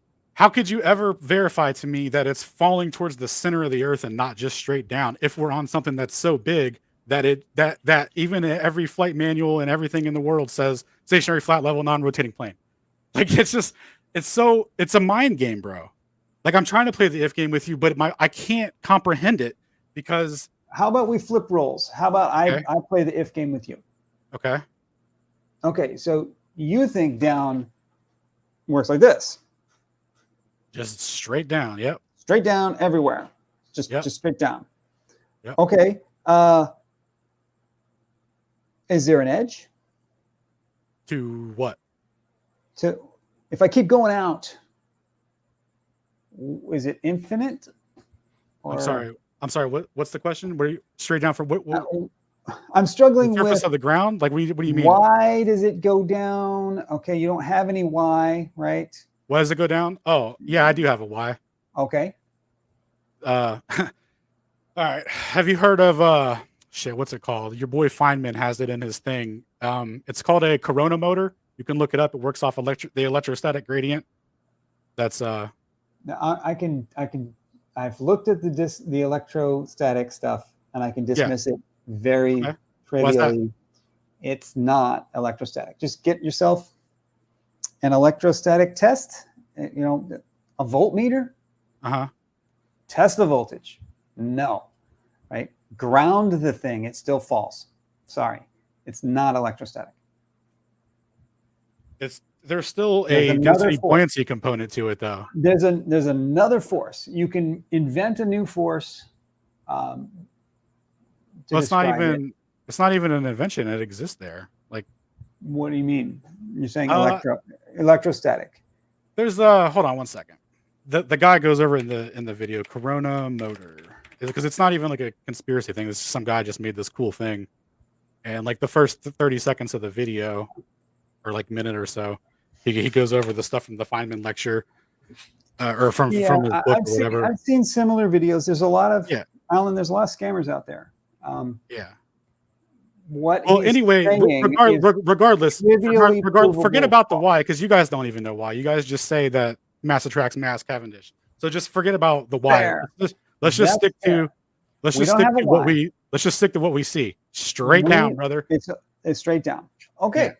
I'm with you. Okay, let me ask you this. Is there any point on the globe where you would pour something out straight like that and it would curve, it would like go diagonally towards the center? No one's ever seen that, right? Yeah, we see it all the time. How so? We see it all the time. All you need is to be able to observe things from two different places simultaneously over a very large distance. Agreed? Yeah, sure. Bro, you're telling me that there's a video of fucking water falling diagonally from someone else's perspective? If I could stand in one place and drop water and it goes this way, and I stand in some other place and the water goes that way, that seems like that's a testable claim. Where does it ever seem like it goes diagonally, though? All we would need... Oh, bro, no. Does it exist or not, brother? Of course. It's true. Show me, please. Yeah, just show me then. All we need is a shared reference point somehow. Okay. And we use space for that. We use stars. And this is where someone like yourself bro, just goes into meme land, and you just say, "Oh, the stars in the sky don't work for some reason," but you don't have a reason why they don't work. bro, the thing in question is what you're using to verify it. Like, come on, man. Well, this It is how can't this fucking is go how diagonal, ancient bro. people, No one's ever seen that. Can you just Okay, say Alan, that no one's hold on. ever seen that? ancient people discovered this, and that's how they did it. They discovered it with fucking satellites, dude. Come on, No, bro. no, no, not with satellites. Well, with I showed you pictures from satellites before, man, and you just blow them off. You used to say they're all CGI, so there's no point in showing you pictures from satellites.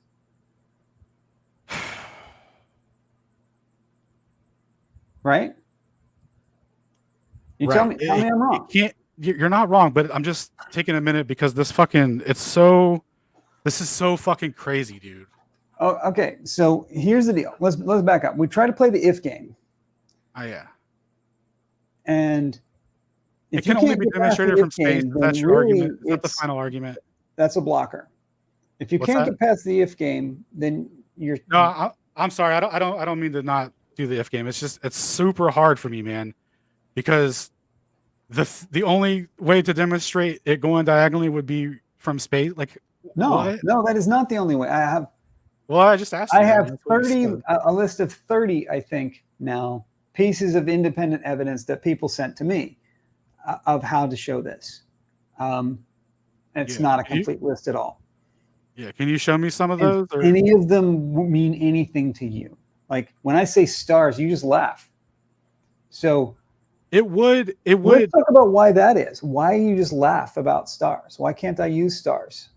I'm sorry. What did I even laugh at? It might have just been reactionary. What did you say? What was the I part that I said, laughed at? what I want to do Uh-huh. is I want to use the stars Uh-huh. to establish a common reference point because we can see the same stars from very okay, far yeah. away. Okay. So why I laughed at that is because we were talking about I thought we were talking about dumping water on Earth and like seeing it go diagonal. So when you were Well- like the stars, I was like, wait, what the fuck? So you know. Here's how you do.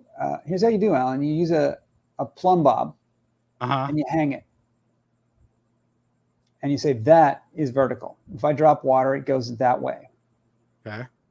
I'm gonna hang a plumb bob in Los Angeles. You hang a plumb bob in Ohio. Now the problem is, how do we compare them? They're so far apart we cannot see what angle they're at. We have two ifs here. We have if number one that they're hanging like this. I have a question about your if situation. Okay, and if number two is that they're hanging like this. Could we So make the ask the distance question. shorter though? Does it have to be from California to Ohio? Couldn't it just be over like say a mile or two? Couldn't you go to like a salt flat where you can see a good 3 or 4 miles and be in and like look at someone and go, oh yeah, it is diagonal. I guess it's Okay. round. Like that would be that's what I was talking about. That's Let's the way see. I visualized it. So when you Let's said see how stars, far I we was have to like, go. what? Let's So, see yeah, how my- far we have to go, right? Well, 8 inches per mile square, right? It's gonna No, there's no, gonna no, be no, some no. deviation to it, right? Hold on. Okay, sorry. Hold on, please. Yep. I'm drawing fingers like this. Yeah. How many inches is that? I don't That's not inches, right? That's degrees. We're going to talk about angles. Okay. Okay. Can we talk angles? Yeah. Okay. If playing the if game, if the Earth is a sphere, that's 360 degrees around. Yeah. Right? Yeah. Okay. How many miles around? Do you happen to know? Yeah, it's like 24 or something, 23 or something. 24,000. Yeah. So, how many miles apart do we have to get to do 1 degree of angle difference? 1,000 miles. That's about 69 miles. Wait, what? Okay, you have to go 69 miles to get 1 degree Oh, right. Yeah, I'm sorry. I was thinking. Okay. of difference. Yeah. So, how many degrees do you need before you're like, yes, I see that? Okay, fair point. Didn't think about the scale of it that way. Okay, so if you See, just want to that's go why- across the that's- hall, dude, no, you're not. That's why, dude, that's why this is important, man, because I don't think of it that way right off the bat. Just like, for example, when when Jaron was talking about the line of sight thing on the Discover satellite and the moon thing, right? And he was wrong about that, and but it's just not the go-to way that we think about it to scale like that. So I didn't think about it that way. It just seemed like it would be something you could do much closer. Fair point, man. Okay, so Fair I'm going to point. say if we're 10 degrees apart, Yeah. that's pretty undeniable. Yeah. Okay, so I think from California to Ohio is probably more than 10 degrees apart. How then? The problem then is, so we have two ifs. We have the if where I'm in Los Angeles and you're in Ohio, and the plumb bobs hang like this. And there's the other one where the plumb bobs hang like that. Right? Yeah. Okay. How do we tell the difference? We need some way, something that we can both see at the same time, that we can use as a reference point. And you could say, oh, I'm 10 degrees off of that thing. And I could say, oh, well, I'm 20 degrees off of that thing. And then we can compare. Yeah. Hold on a second. Trying to visualize all this. So you're saying from space, right? So No, we're here on the ground. We're not going to go to space. We're just going to. Oh, okay. Sorry. I thought we were. We're just going to sit here on space. Sit here on space. We're going to sit here on the ground, and I'm going to hang a plumb bob, and I need something to measure against that you can see and I can also see at the same moment, so that we know we're both comparing against the same thing. Yeah. But does anything like that exist to be able to do that? Can you see any stars right now? Yes. Can you see the Big Dipper? Actually, yeah. So Ursa can Major is So can I. right over there. What if we compared the angle of our plumb bob against the angle of Ursa Major? Well, see, I see what you're doing there. Would make sense. However, because you know how we believe that there's a dome or some sort of structure enclosing this place. If it was along that curve, like, wouldn't that kind of produce the same thing if we were using the sky as our reference? How do you figure? Because your perspective, it would just be. So you think that? I mean, just pick one then, right? Just pick one star. Let's say Polaris, good old-fashioned North Star, right? You can see that right now. I can see that right now. Let's take the angle from my spot on the ground in LA up to Polaris. And I'm going to carefully measure the azimuth and elevation to that. And you're also going to measure the azimuth and elevation to it. I'm with you so far. Right? So if we're flat, then we're looking at like this, right? Yeah. And then we can use our plumb bob to get what that angle to the star is. And if we're curved, we're looking at it like this. Right? Okay, one sec.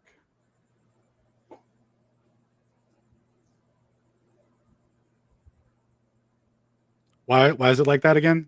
Why would it be straight up again like that? Sorry. Why would it be straight up? Because we've been looking. I'm with you on the flat. I see that. We're looking at the same star, and it's very, very, very far away. So allegedly, we're on the globe on different angles. This is our uprights, right? Or this is our plumb bobs. But we're looking at the same star, like so. So I'll do plumb bobs with my thumb. Straight vert. Okay, so what? 1 second. Are you saying it would be like night? Fuck. I'm still having trouble with it, but I'm trying. Well, I'm saying we could do this test, right? Yeah. Now, this test so far is inconclusive because both have an explanation for where that North Star is. Okay. But if you add a third location, have somebody in, I don't know, Wisconsin or something, do it with us. That creates a difference where this only works on one of the two models.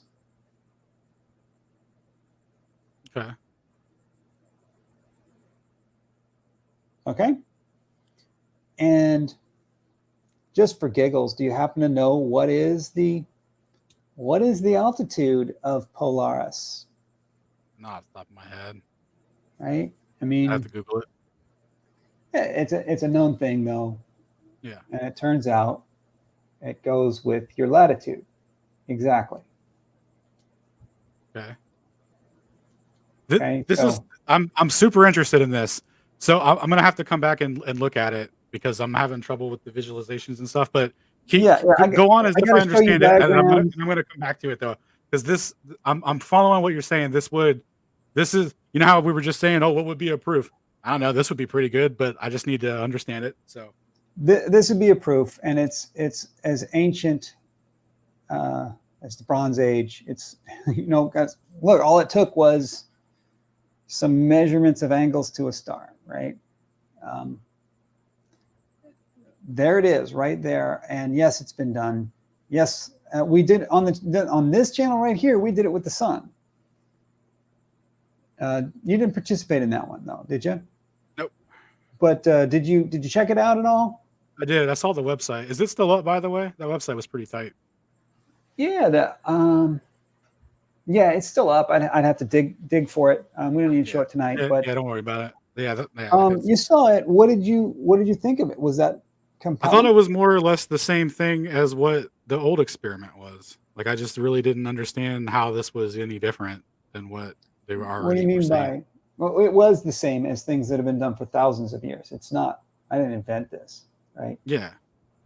So I didn't really think much of it because it's just like we've been over the how you can get those angles on a without the sun being 93 million miles and all that shit. You cannot. That's what we found. The point of the experiment was that people like yourself say you can get that result on a flat Earth. And so we said, okay, let's look at those results on a flat Earth. And they don't make any sense. That was the point of doing it. Yeah. I'd have to go back and look at it again. But it's when you guys start talking about shit in the sky and all that shit, like that's where you kind of lose me, man. That's just the easiest way. It's not the only way. Yeah. I also showed you the photo where I showed that the sun is below horizontal when I'm Yeah. standing. So I wanted to talk to you about that. That's something we could. You want to talk about that? Yeah, because that's something that I saved that picture, man, and I low key have been thinking about it. Okay, let me off and on. see if I can find it. I know I have it. That one. And I forgot to check the. You sent me the location stuff, but I forgot to even look at the terrain and stuff there. Sandstone Peak. Boom. This one. Yep. Oh, let's see. Share screen. That one. I don't need audio. So there's a photo that I took. Yeah. And that's maybe not the same one I showed you, but I have a whole bunch of them. Mm-hmm. It's an interesting photo, I find, because I'm using a theodolite app on the phone to show what is horizontal. That's this line across the middle. Mm-hmm. And this 0.3 degrees indicates the phone is rotated sideways by 0.3 degrees, but I have it centered up and down. So this is the crosshair definitely should be the horizon. Mm-hmm. And it's a little bit hazy, but you can see, I think, that the horizon is right there. Yeah. Can I zoom in? Yes, I can.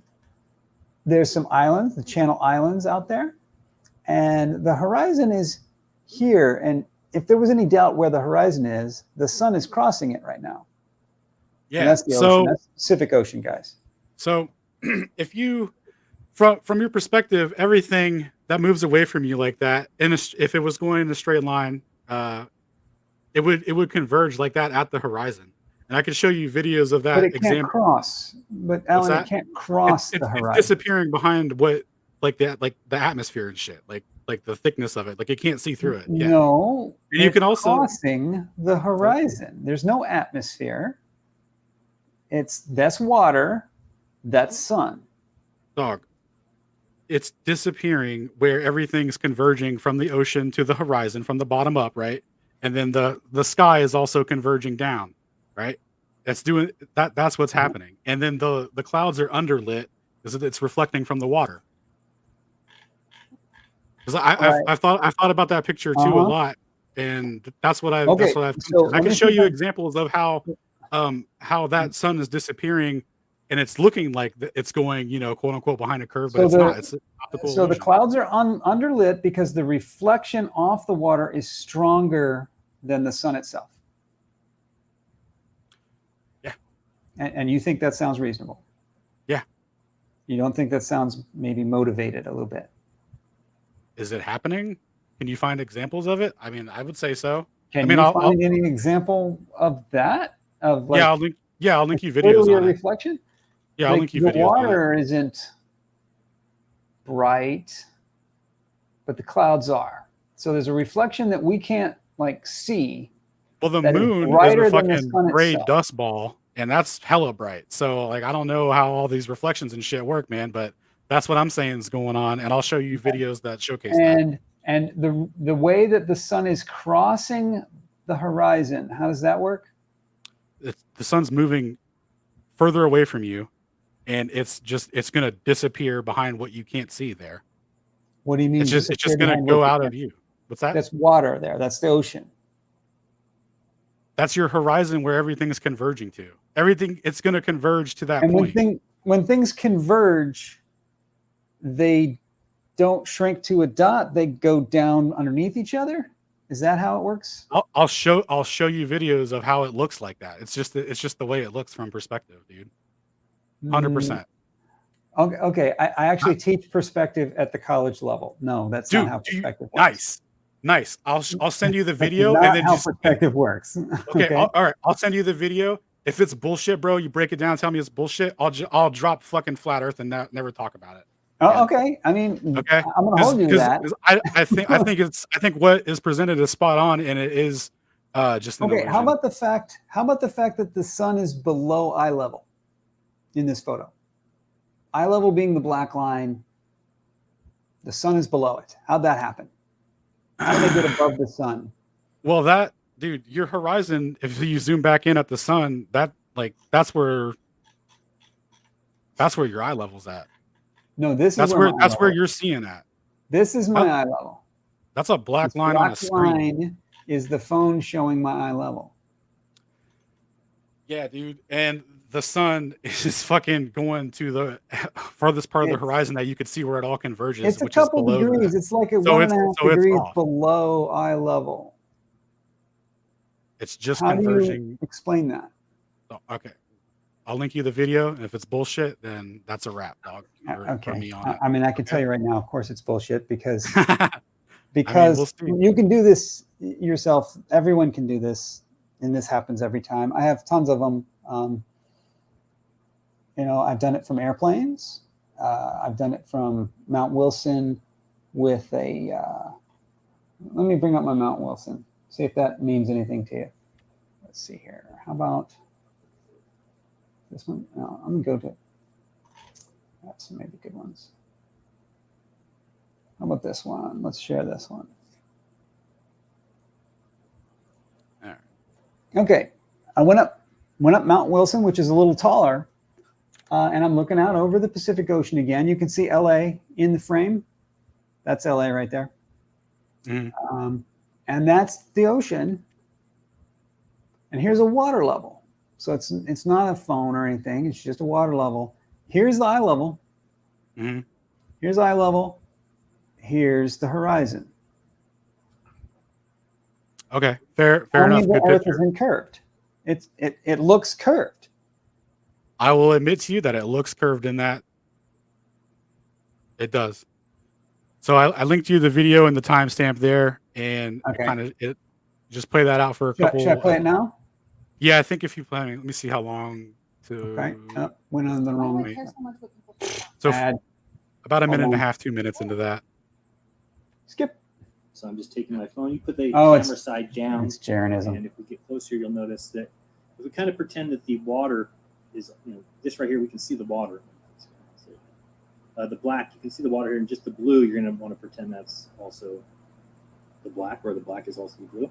You can kind of pretend that there's the water there, and you'll notice that when we start to pull the camera away is when you're going to get the buildings to fall below. This is not the right one. Here it is. You're going to get the buildings to fall below the horizon. And again, this is on a very flat desk or table. With what a the lens. atmosphere does, because it's a lens, is it's magnifying what's behind it. But then I'll tell you why. back, Hold on. It's Right. it's because the atmosphere is a lens. That's what they're replicating. So you're going to work backwards. So you're going to What's that? say, because the Earth is flat and it looks like it's curved, I shall invent a lens that explains this. No, the atmosphere acts like a lens. No, it does not. What if I can find you a bunch of papers that say that it does? Excuse it. No, what if I can find you a bunch of stuff that says it is? If is it by anybody credible, or is it Yeah. by Jeranism? No, I'll find stuff from your peer reviewed whatever the fuck. I'll find you some real shit, dude. The atmosphere is a lens, The atmosphere bro. doesn't. It bends light the opposite way, Alan. What you'll find is that the sun, in those photos of the sun is actually lower than it really appears, not higher than it appears. Right? That's what you're going to find. We'll see. Okay, go ahead and look. And We'll see. this works everywhere. I have another one that I don't think I've ever shown anybody. I like this one a lot. This fuzzy mountain in the distance. Mm-hmm. Is at the exact same altitude as I am when I take this photo. Isn't that interesting?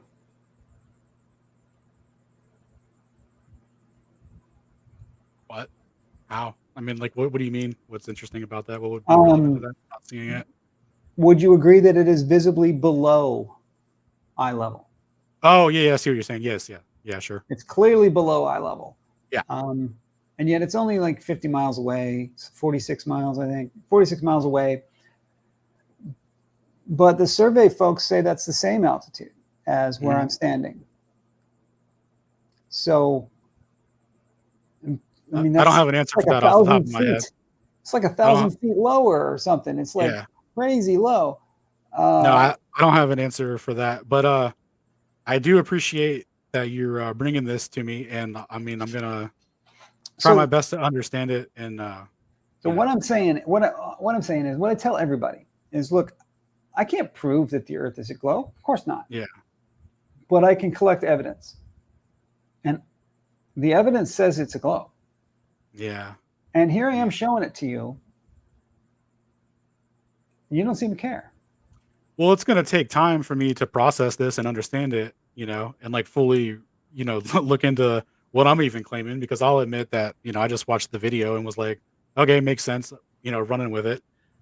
And, so, well, I'm going to have to, follow up on that. Yeah, we should probably wrap it up pretty soon. Anything you want to touch on before we do? No, I think that was it, man. And I just wanted to say, thanks for having me on, and thanks for talking about all this stuff.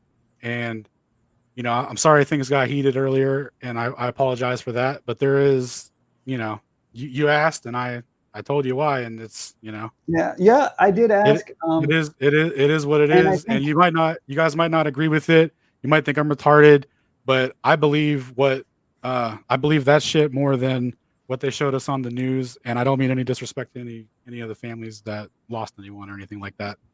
And I appreciate that. From my perspective, it would be dishonest of me to pretend like I didn't know, So okay. That's where I'm coming from. I wonder if I can say this without sounding disrespectful. Seems to me that you really struggle with visualizing this stuff being real. No, that's not. I mean, that's an accurate representation, or visualizing it as we're talking about it and stuff. Yeah, and like trying to do that. Yeah, it is. Do you think that maybe that makes you less than fully qualified to make this judgment? Yeah, I mean, I have no problem with you saying that kind of stuff, but I'm allowed to have my own thoughts and opinions on things, and that's why I'm trying to look further into things to get a better understanding of it. What's that? And the thought police are coming for you. You're not allowed to have your own thoughts. Yeah, I mean, right? Yeah, no, you can have your own thoughts. You can. Yeah. I want to take these times to inspire people, if possible, to always look for a piece of evidence instead of that gut feeling. Instead of just like, that seems absurd. It's absurd to think that water can stick to a spinning ball. Instead say, well, show me some evidence. And then when you see the evidence, you go, okay, well, seems absurd, but there you go, right? What evidence do you have that it sticks to a ball, though? I just showed you that the horizon drops in the distance visually.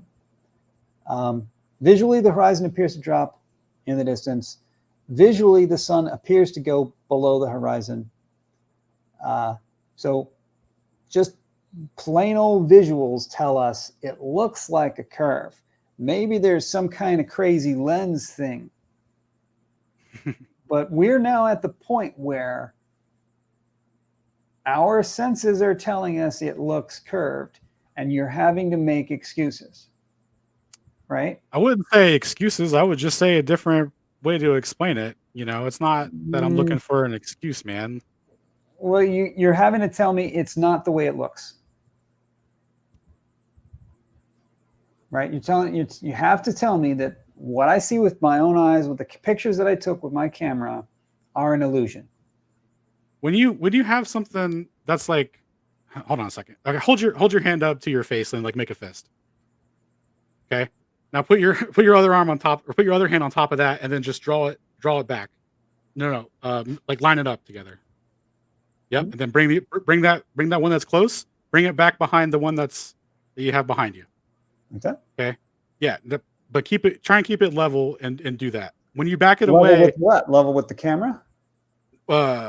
Yeah. Okay. No, but you're doing it back. You're doing it backwards though. You're doing it backwards. Fuck. Dude, put the other one on top of your other hand and then draw it backwards. It'll look like it's disappearing like that. You need to get you a camera. We need to get you a camera. Yeah. I've seen it 100 times, dude. It's like it literally looks. You like ever that. watch my perspective videos?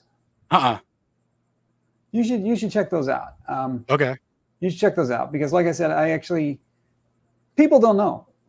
Will do. I'm telling you. Yeah, I was actually going to ask you the other day what exactly it is you teach. Don't know how perspective works. Yeah. They just imagine that it's a fundamental property of the universe, that things that are far away look small because, I don't know, something to do with our eyeballs or something. Well, have you heard of the personal atmospheric dome description kind of thing, where like everyone sees? Have you heard of that? What are your thoughts on that? Yeah. Oh, what are your thoughts on that? Is that total bullshit? Does it not work? I think Jeranism is a baloney dealer. Dude, that's hilarious. I love when you say what'd you say the other day? You were like you said a known baloney artist. The pure uncut baloney. The street value of that baloney is hilarious. Off the charts, man. It's just like pharmaceutical grade baloney. Dude, I'm going to start describing things now as baloney.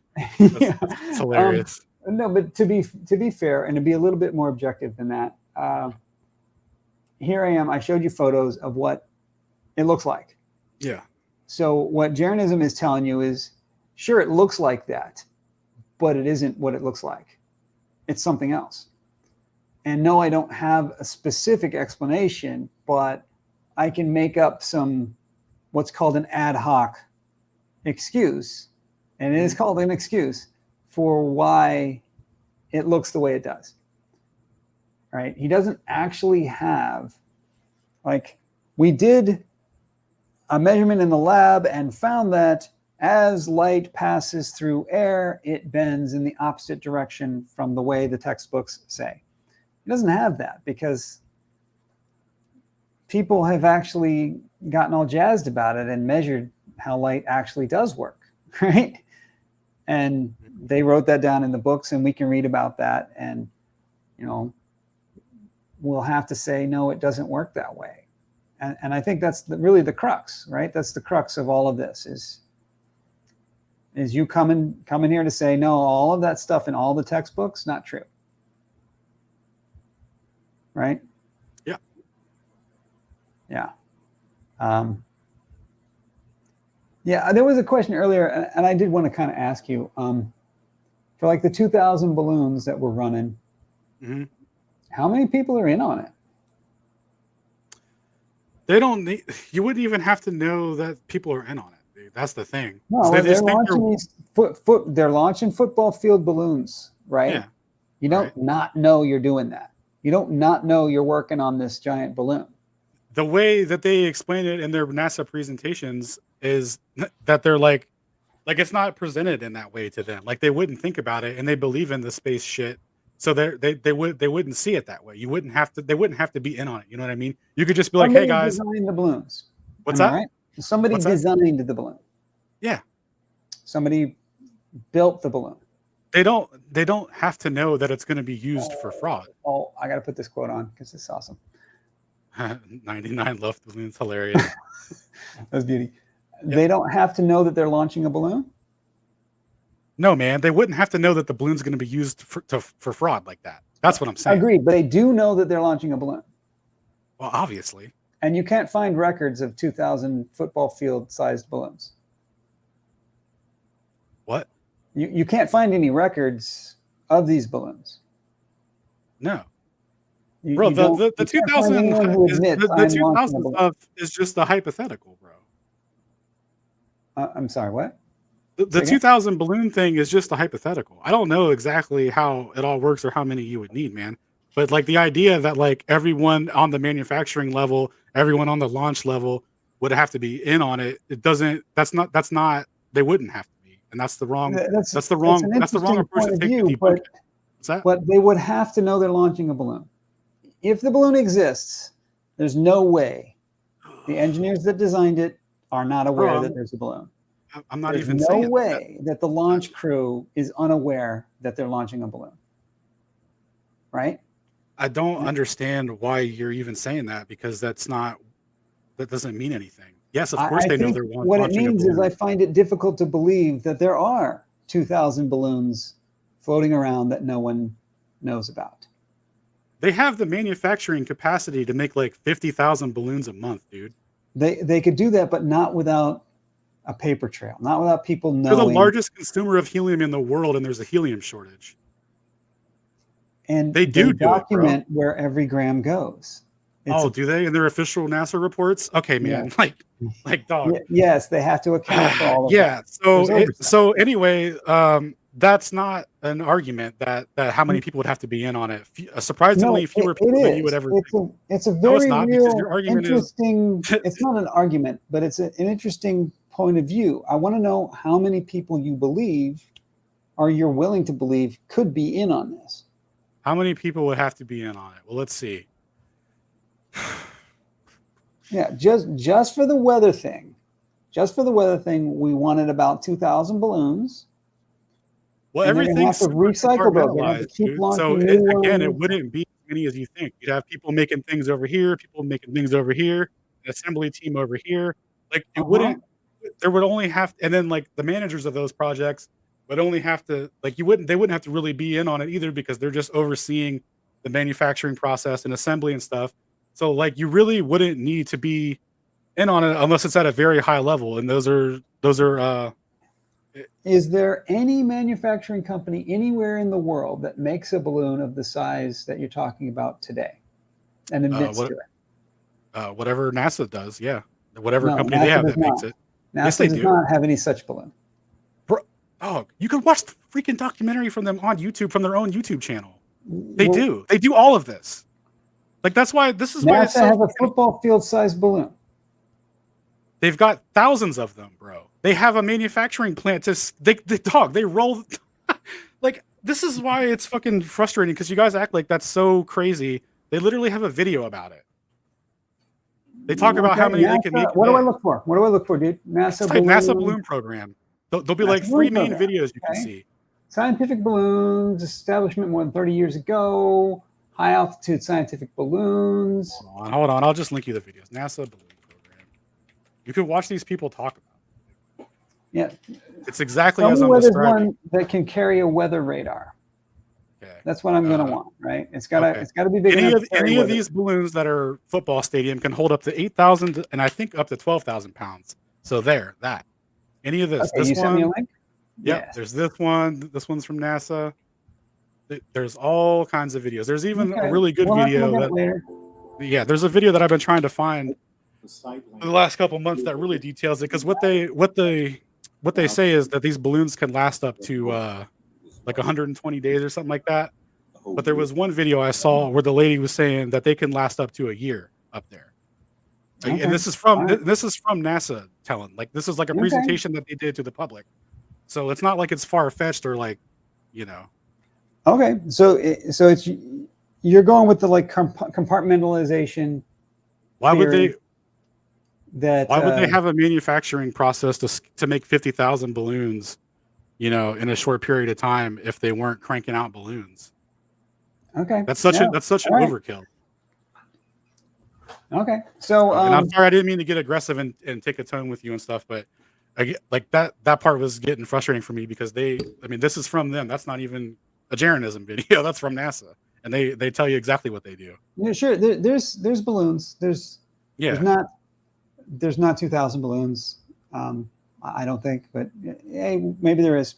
Maybe there is, and then maybe people are all fooled about what they're doing with it, and so it's just the insiders. So, you want to ballpark how many people you think that is?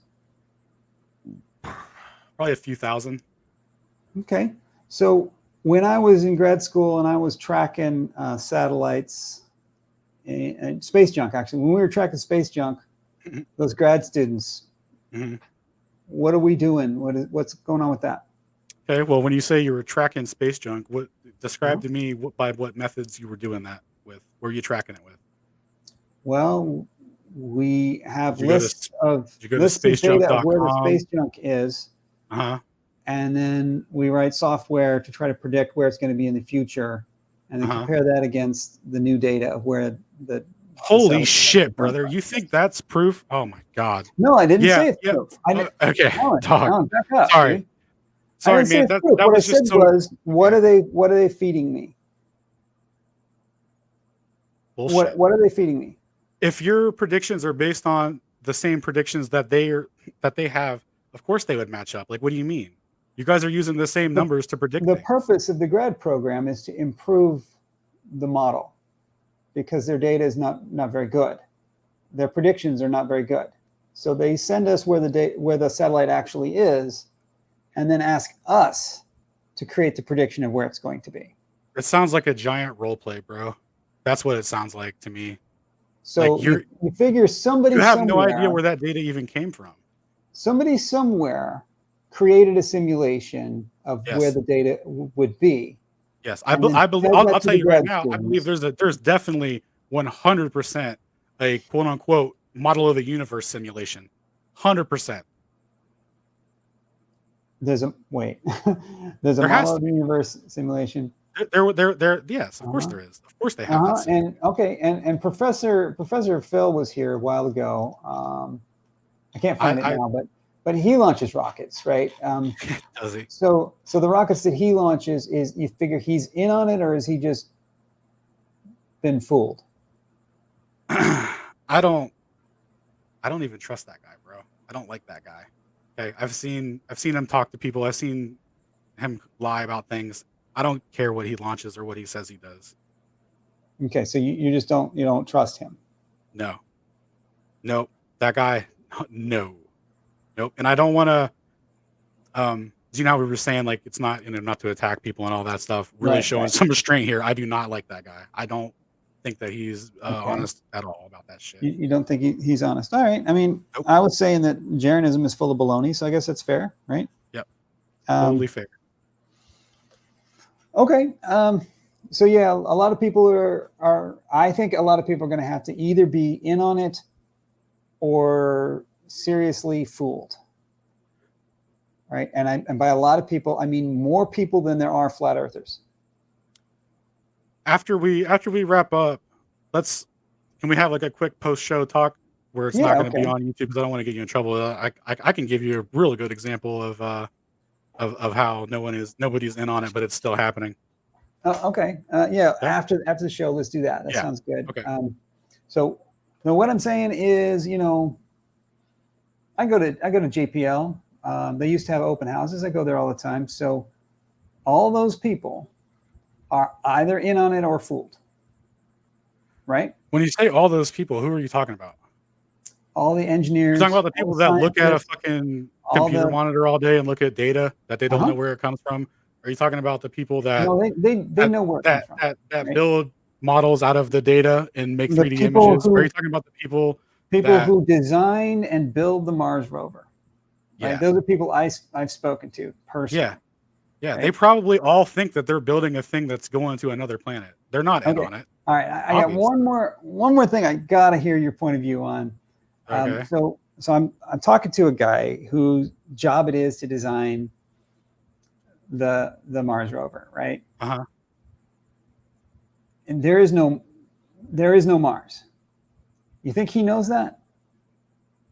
No, he totally believes in everything. He believes he's got specs to build from and he's following that. Like he's not This is what I'm asking. This is really what I'm asking. So people invent things. Engineers invent things. Yes. Based on these fake rules, these fake laws of physics that aren't real. Right? Yes. Yes. And they work. Oh, do they? How does that come down? When you say they work, what's your definition of they work? Do you mean data like coming back and then radio. people looking at it at a monitor and then going, "Oh my God, it's on Mars!" and like I mean like the GPS satellite. Uh-huh.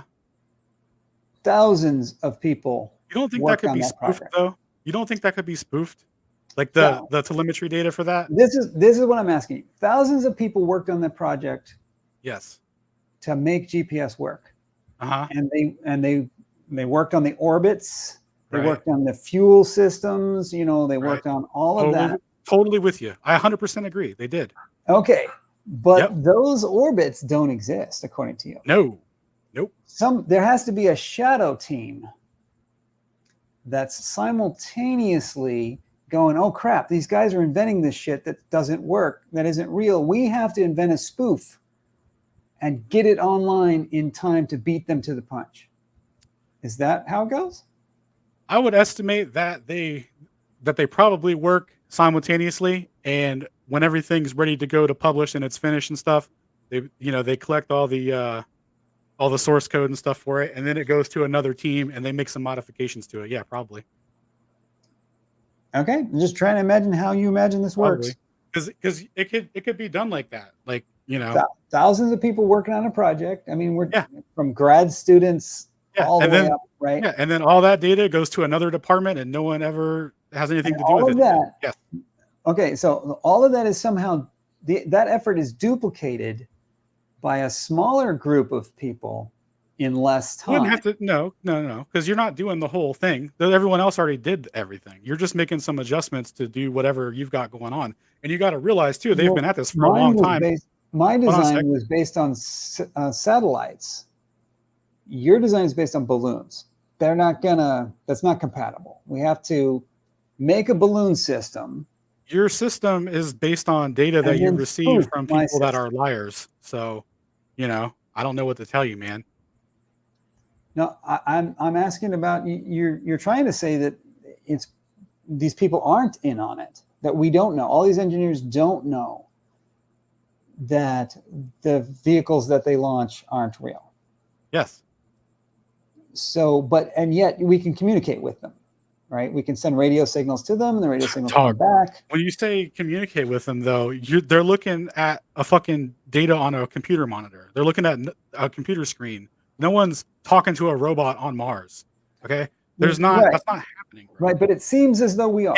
But so if it was presented to them on a screen, right? And they've got a job that pays them to think that this shit's real and they're analyzing real data and that their job's important, of course they're going to believe it. They're not in on it. Don't you think it's going to take approximately, or I'm going to say at least the same amount of effort to fake it as the people designing the real thing that's not going to work?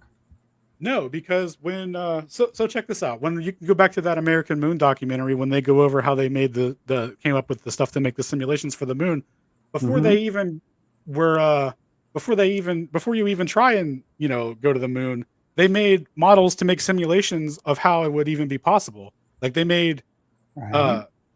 so like that's what they're doing. They made everything that would be required to fake it. They had everyone analyze every possible situation of what could go wrong in a vacuum and all these things and different hypotheticals and stuff, but it's not real. Okay.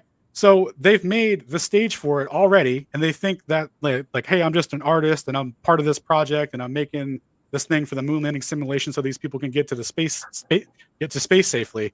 But they don't realize that that's just going to be turned around and used to present fake stuff. And even dude said from his book that I forget his name, but we can look it up later. Gene something, I think. The moon Said that landing fake dude. No, this is like from the NASA guy from like his book, and he says like our simulations were so good that the people that the operators at the computer screens and stuff would have no idea to distinguish if it was real or not.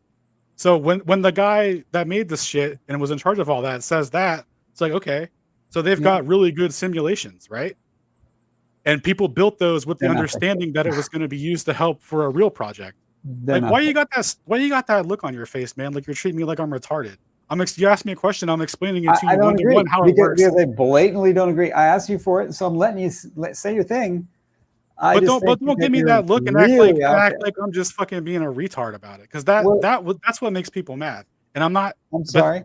Sorry, it's all good, but you were kind of just. I don't agree with you, right? I think no, that's fine. But you kind of had this attitude about it, the way you were. I'm pretending. And you know what? I'm sorry too, man, because I fucking laughed at some of the shit. You don't have a camera, right? Yeah, no, I was literally, as I was saying this to you, I was just processing the exact same. I was just doing that, and I'm apologizing for that. I just felt like you were just asking me that just so I could make myself look stupid, I think. Honestly, I mean, I don't like to use the word stupid, but I think that it's ridiculous. I think it's absolutely absurd to imagine that. I mean, like the company that invented, you know what? Let's talk about the new one, SpaceX's internet service in space. What the heck is that thing called? Yeah, their balloon service. Right. Okay. So all the engineers who build those things, they put real effort into building those things, and your supposition is that they don't know that it's fake.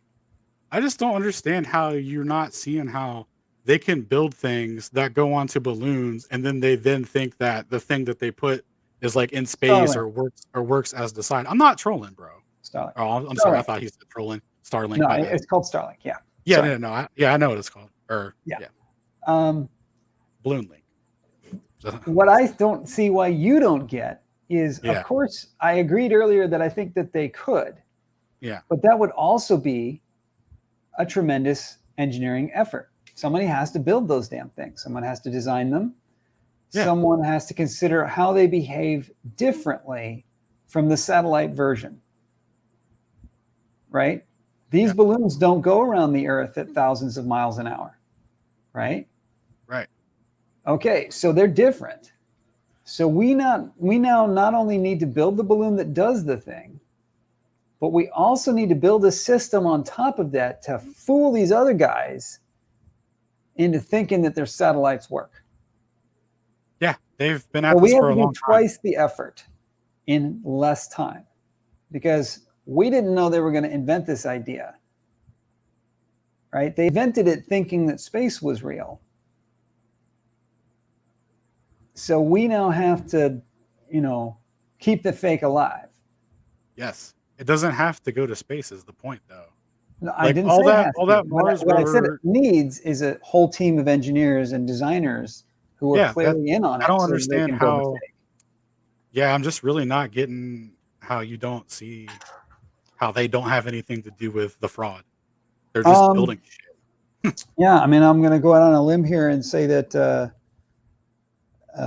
there's serious bias involved. Well, yeah, fair enough. You're allowing. I'm going to say this is probably unfair. I'm going to say you're allowing your bias to let you believe something that is just ridiculous. It would be much easier to say the original team of engineers who are designing these satellites, they're the ones who are involved with the balloons.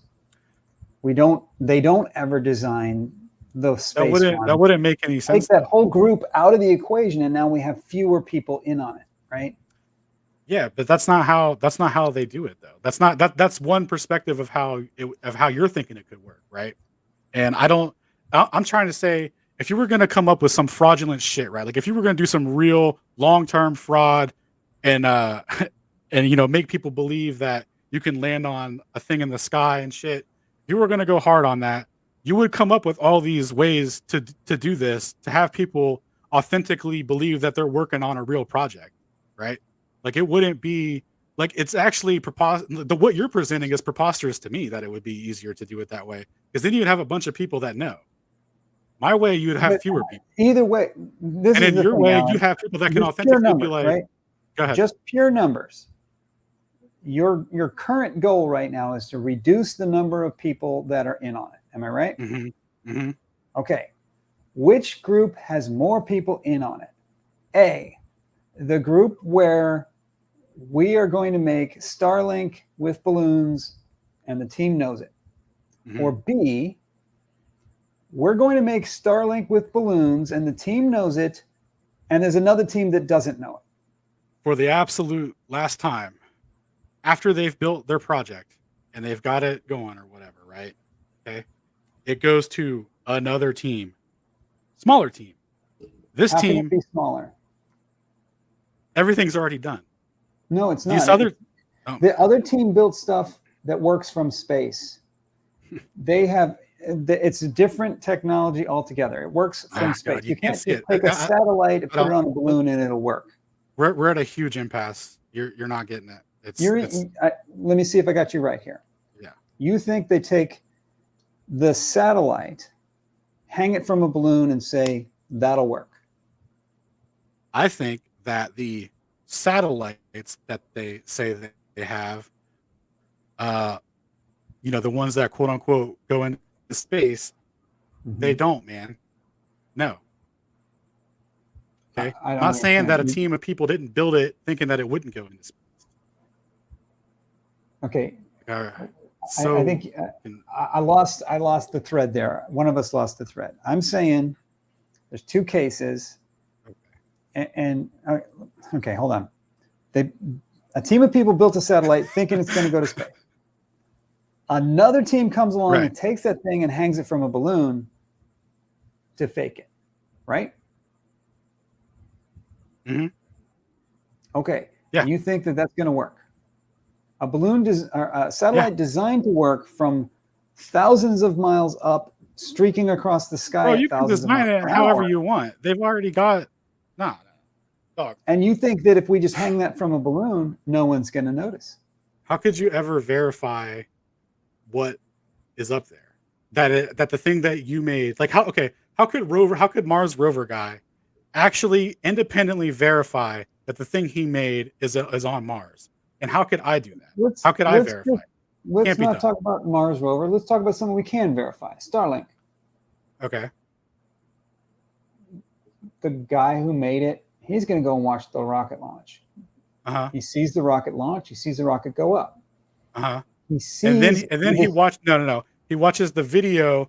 He watches the rocket go onto a curve to nowhere where he can't see anymore, and then he watches a video of a fucking deployment from space with a bunch of cuts and edits and stuff. That's what he watches. He has no idea. He has no idea where that's going. Now hold on. He also looks through a telescope from the ground and sees the satellites.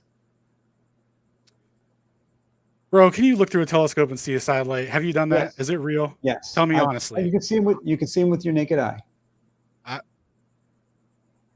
I have seen satellites. I don't know that the reflection of that Mark one eyeball streak right of light, here. This one right here. You can see satellites with the naked eye. Could be anything. You can't tell how far away it is or the distance. To say that you cannot in the sky. You see a light in the sky and to say that that's a satellite, like I don't know, man. Is it? Yes. Yes, you can. So if you're willing to do the math, it's not It's not at all impossible. Yeah, Right? I don't know, man. What about the Starlink satellites? You've seen the video of the Starlink satellites? I've seen it. People I've seen from the it. ground looking up, and the it. astronomers pitching a fit, going, "God damn it with your satellites!" Right? I've seen it. You've heard of that? Maybe Mhm. Rob told you. No, but I know what you're talking about. I've seen like what it looks like in the sky. Like Okay. you don't. No one knows what the fuck that is, bro. Not a fucking we do. like. I mean, do you You though? may Like not. it's Alan, lights in the okay, sky. it's the language thing again. You Yeah, may sorry. not know what that is, but the rest of us, we understand. We know. No, you've been told what it is. You see a light, and you think There's the a thing that you've been trail told of is true. lights. There's You a think the thing that you've trail. been told about that trail of lights is true, though. There's a trail of lights moving across the sky at a particular rate. Yeah. And that rate just so happens to match exactly the rate that the orbital mechanics said that they should go. Mhm. So they faked it. Is that what you're going to say next? Dude, I mean, the fact that I can't even believe you believe, or no, I can't believe it. I don't. It matches up with what. Oh fuck. That's a good point. I'll have to come back to that. I didn't know that. I didn't know that that was a thing. I'll have to come back to that. I didn't know that. I don't know. Yeah, I don't have. and I don't have a ISS quick explanation of that. in this arena, we talk about the ISS all the time. You can definitely see the thing, right? And it's exactly where it's supposed to be at all times. And Doesn't mean it's what it says it is. That they say it is, man. but you're not aware of any technology that can replace it. Is the problem. Maybe there's a technology that they didn't tell us about, but that's where you're going to need to go. It's not a balloon. It's not a drone. It's not an airplane. It is verified to be at the altitude that they I don't say. know. I don't know what it is. Verified to be And moving at the speed that it's going. like I said, I don't know what it is, and I'm not saying that there's not a light in the sky that looks like that or something, or that you can't see it or whatever. Because the ISS, I know what you're talking about. I got Right. you. Okay. But I'm just saying, I don't know that that's the fucking. Is that a fucking capsule up there with people in it and shit? Like I definitely don't believe that, man. I can't verify from the ground by looking at it that it is a capsule with people in it, but I can tell you that there's a blob in the sky that is exactly where the ISS is reported to be at all times. So if it's not the ISS, then there's a whole group of people who have faked it somehow using a technology that I'm not aware of. Well, let me ask you this real quick. In Have you heard of contrast, the ISS technology, I am aware of that technology. That makes sense. Mhm. Yeah. All right, man. Let's call it a night, dude. Yeah. Okay, good call.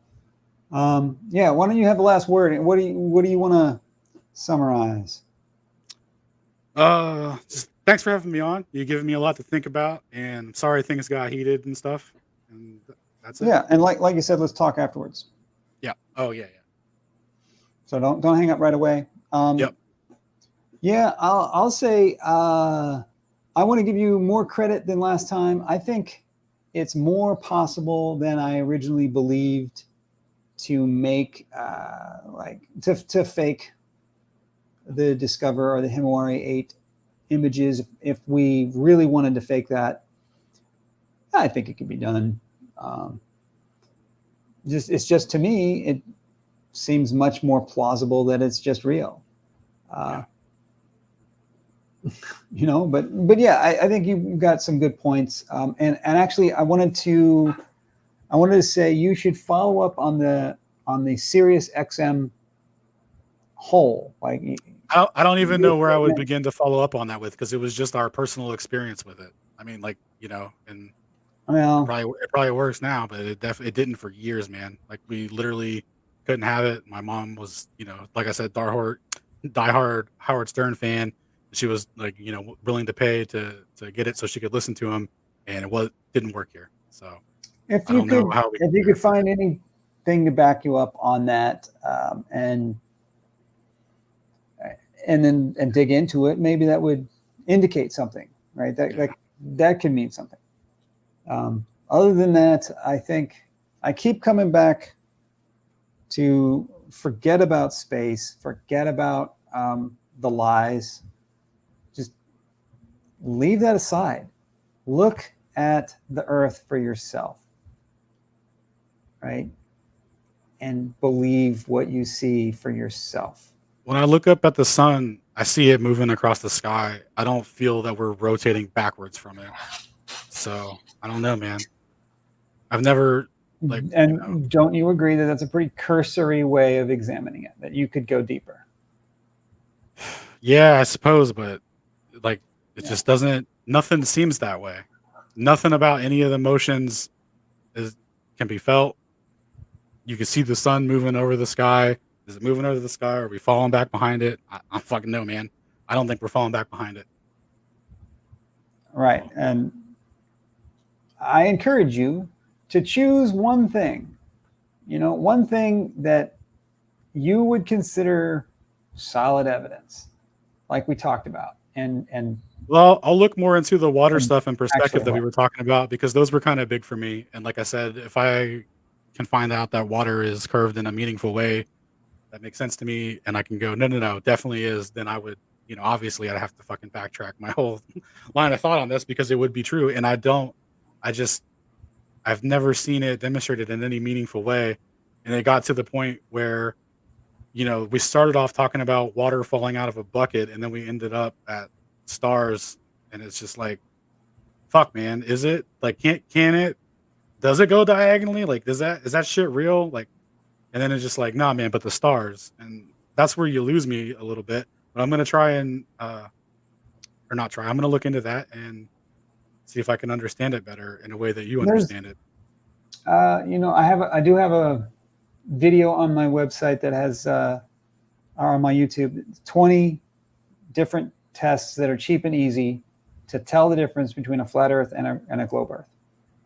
So why don't you browse through that and see if there isn't something. Yeah, I watched it before. I'll take another gander at it too. Was there anything on there? I can't remember off the top of my head, but just going from memory, nothing stuck out to me as much as, like, for example, the picture you showed me a while back, because you showed me that a while ago and I still got it. And I've like been thinking about it. Based on one or more of those tests, right? Yeah. Oh, is it? Well, I'd have to. Okay. It's listed as a test. Does the sun go below the horizon? It should be one of those tests. If it isn't, So then that one. If it does, then the Earth isn't flat. It's really that simple. If the sun goes below the horizon, Earth can't be flat. Can't have both. Well, I agree with you. We'll see. So we'll see if I can come up with something that's super, super easy. Although, let me suggest the moon instead of the sun. Why the moon? The sun is super bright, and you're not supposed to look at it directly. Oh, right. The moon, no problem. You can stare at the moon all day. Bro, I stare at the sun every day. I'm just kidding. That explains it. I'm also blind, so. Oh.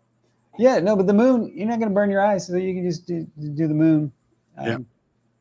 Watch the moon come up, watch the moon go down, and say to yourself, did that shrink into the distance, or did that cross the horizon? Yeah, I'll be right back. I got to go to the bathroom if you want to go ahead and wrap up, and we'll catch you on I'm going to wrap it up right here. Thank you, everyone, for being here. Hey, Try Thinking is here. Let's talk soon.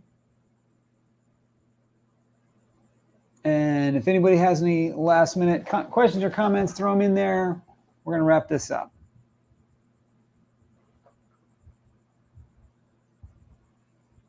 Summary for the ages. Alan definitely sees a lot of conspiracy, a lot of evil in the world, amongst mainstream news, amongst government. He has good reason to think that. I think he's seen some stuff that convinced him of that, and now